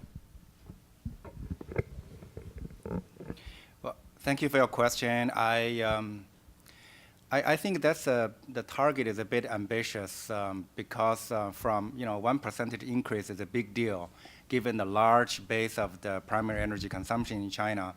I think the starting point is about the same. I think China cited about 3.5, mine is a 3.4. I think it's about the same the starting point. But go to 80% in 2015, I think it's very ambitious, to be honest. And with every effort made to do the modeling, we show that maybe by 2020, it can be about 7% in my kind of calculation. That even depressing the share of coal quite a bit. And oil is okay and normal growth, but so that's my view. And in terms of driver, but regardless, whether it's 7% or 8%, but certainly you have a few percentage increase in a share, which is a lot of translating into a lot of growth. I think the drivers, there are many drivers. Overall, is the whole country needs energy, so natural gas is underutilized. So it's certainly an important source of the growth. And then more specifically, because natural gas in China is still partially, well, in a large extent, I still call partially, but large extent is supply driven. So when the reason they consume this much is simply the gas is not there, as you produce only so much. And importing takes time. It's happening now, it takes time. So talking about supply driven, when you relax the supply, then the consumption will increase. So that's kind of strange. It's not just a demand issue. It is a supply kind of a relaxation. So talking about that, the China actually from three sources of the supply, they have a better future. They have a better kind of a future. Domestic production conventional is going up fast. Is in a range of 10% versus like, other than this year, the oil production is about 5% to 6% thanks to offshore, the new fields in offshore, particularly the ConocoPhillips field and other fields. But usually for the past 20 years, the oil production is about 1% growth. But natural gas is about 10% growth and continue to be 10% growth, 8 to 10% growth for the next 10 years and more. So that's one source of the supply is relaxing. And then you have unconventional gas we just mentioned. And imports, China started from zero, like 2005. So the first importation of LNG occurred in 2006. Now is number 5 in Asia, but going up relatively fast.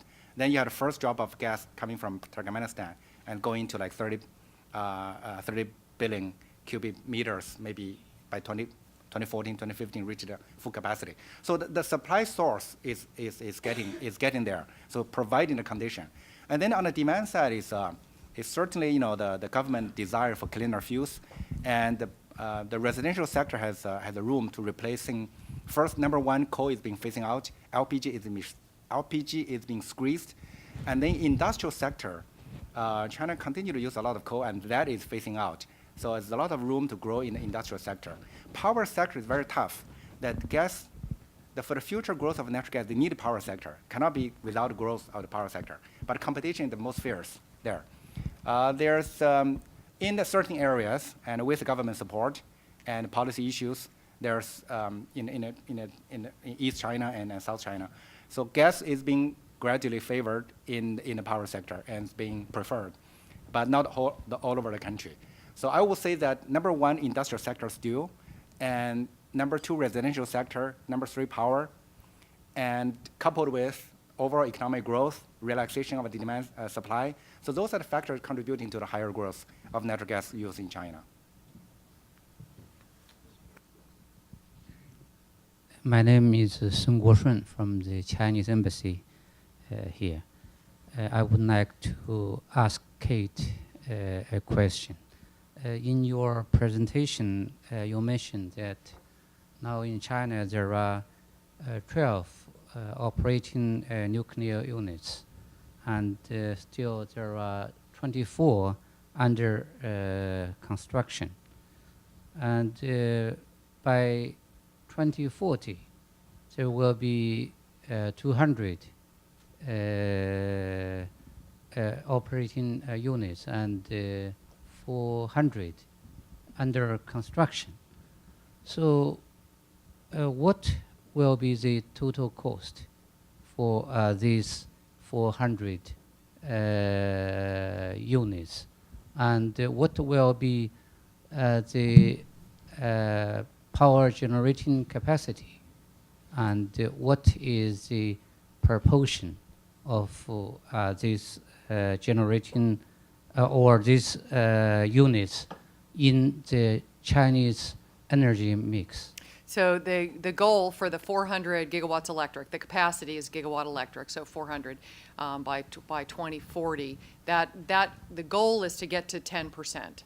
But the issue is, even with dramatic growth, it's difficult to increase the percentage, obviously. So that's enormous. And the price will be very much dependent upon, as all these technologies are transferred to China. As I said, the next 10 units, Westinghouse will have less and less scope in. So as they move out, it will all be indigenous to China. So I can't speak at all to the internal Chinese price.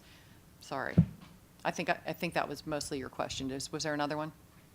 The other is about the generation capacity of these 400 units. 400 gigawatts electric. And what will be the ratio of 10%. 10%? Yeah. Okay, we're getting close. So we have, I've seen 3 hands, so if we can collect the questions quickly, so each of you ask your questions, and then the panelists can start. So one here, and there was one there, and then back in the back. Hey, John Romankowitz from State Department, Office of Climate Change. My question's for Nat Bullard. China seems to be pretty dominant in crystalline silicon. Will they be a growing dominant force in thin film solar? And what are the dynamics there? Is thin film going to become more important anyway? And because we already know U.S. is pretty dominant in thin film. Okay, why don't you wait, and we'll collect all the questions, and then over here. Hi, Catherine Silverthorne with E3G. My question is for Kate. I was wondering if you could speak a little bit to how modular construction impacts the life cycle carbon emissions. I'm wondering if centralizing the construction has an impact on the life cycle carbon emissions associated with nuclear plants. And then there was the lady there at the table. We'll actually collect 4, so we'll. But quick in the answers. Hi, my name is Sophie Liu. I'm a student at CSIS and also a research assistant at the Rapidan Group. My question is for Kang Wu and also for Nate Bullard. If you could give us a little, from your discussions within the industry, if you could give us a little insight into what you think the Chinese NOCs, what their driving motivations may be, and their acquisition of foreign equity and energy in unconventional gas and shale oil. Particularly with respect to their recent equity infusion into the Eagle Ford Shale investment. There is some speculation as to whether or not that's purely just an equity investment and just an asset diversification strategy, or if there's a long-term goal to obtain technology transfer for China in the long term. If you could just speak a little bit about that, that'd be really great. And then the last question. In the back. Yep. Christopher Pane with the Natural Resources Defense Council. For Kate, by 2020, what fraction of China's uranium supply will be sourced domestically? And then could you project that out to 2040 with supposedly 400 gigawatts electric operating? And same for separative work units and fuel fabrication. Okay. So why don't we start, Nate, if you want to start on the crystalline. Sure. So John's question was pertaining to 2 technologies for semiconductor use in solar. Crystalline silicon is the most common. It's the most widely deployed worldwide, and is the most widely manufactured within China. Thin films is a process that is more akin to, say, spray painting on glass or a metal substrate. Produces a similar semiconductor surface. They are inherently less efficient, and therefore take up more space per any unit of generation. China really has done a great deal of deployment of, or at least the factory deployment of thin film. A lot of capital equipment was sold by the United States, companies such as Applied Materials, into China to do developments of thin film. However, thin film is a moving target, as is crystalline silicon. So, as crystalline silicon becomes cheaper and cheaper, your thin film product has to become commensurately cheaper and higher in efficiency in order to compete on a levelized cost basis. And what we found is that a lot of the manufacturers in China actually drew back from some of their thin film goals, and if they had the ability to invest in their already decreasing costs in crystalline silicon, would go that way. Is it going to be, in the long run, a more important part of the energy mix? Potentially. The key number is always the cost of energy generated, not the cost of the equipment. If there are applications wherein thin film makes more sense, such as building integrated materials, or if there are places where it yields more energy because of the yield curve inherent in the semiconductor, given particular environmental conditions, then you can see it deployed. Is there going to be a technology developed sort of native to China in thin film? Potentially. What we've seen so far have been adoptions of technologies that are proven on the lab bench or started to be proven in factories in Europe and the United States, deployed at scale in China. But we've also seen Chinese companies that have adopted proprietary processes from the United States on a licensing basis. So there's the potential always to have a lot of deployment coming from the Chinese sector thanks to expertise in manufacture. So I guess that would be that.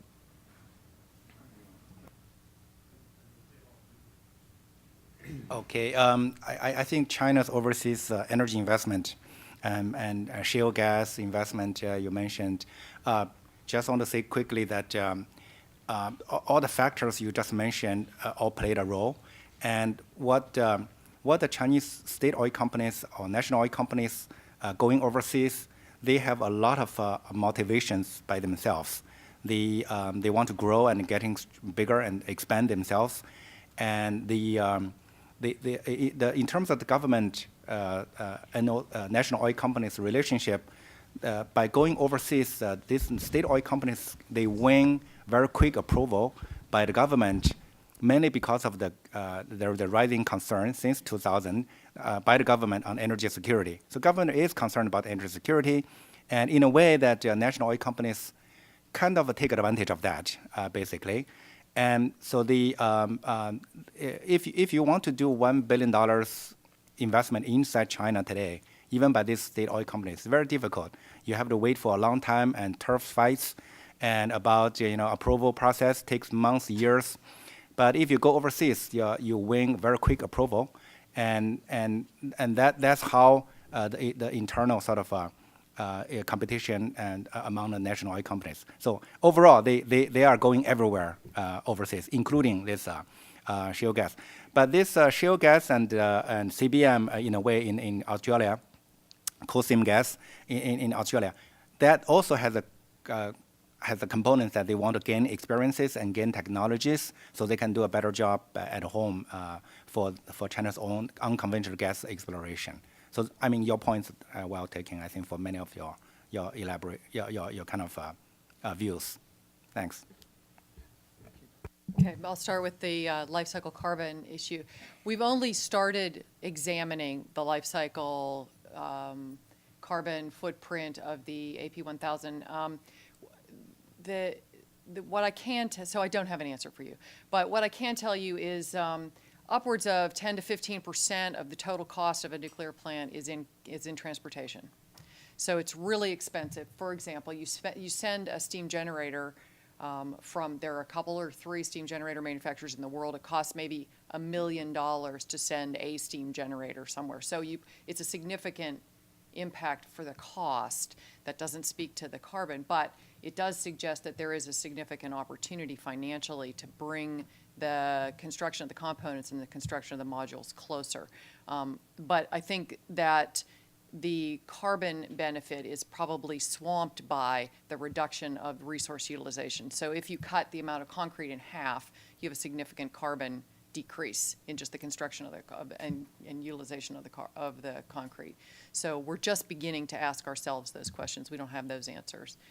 On the fuel supply issue, Westinghouse has the first core contract for all 4 of those units in China. We do not have follow-on. So the goal for China is to be completely indigenous. They currently project they're going to be continuing to source uranium from Uzbekistan and Kazakhstan and some of those countries. However, they have an enormous indigenous supply of thorium. So if you look out to 2040, that's a really, really long time, you have an opportunity to completely change the fuel cycle. And China is putting significant R&D money into looking at ultra-high density fuel, new cladding for fuel, and can you have completely different fuel cycles, including thorium, which would make them largely completely indigenous for the fuel source. I don't have that SMU evaluation numbers. I know what that is, though. Great. Well, please join me in thanking the panel for a very wonderful set of presentations. And if you have more questions, I hope that they will be staying for the lunch we'll have. We don't have a set speaker for lunch, so maybe you can seek them out. But if they want to make their escape, you might do it soon.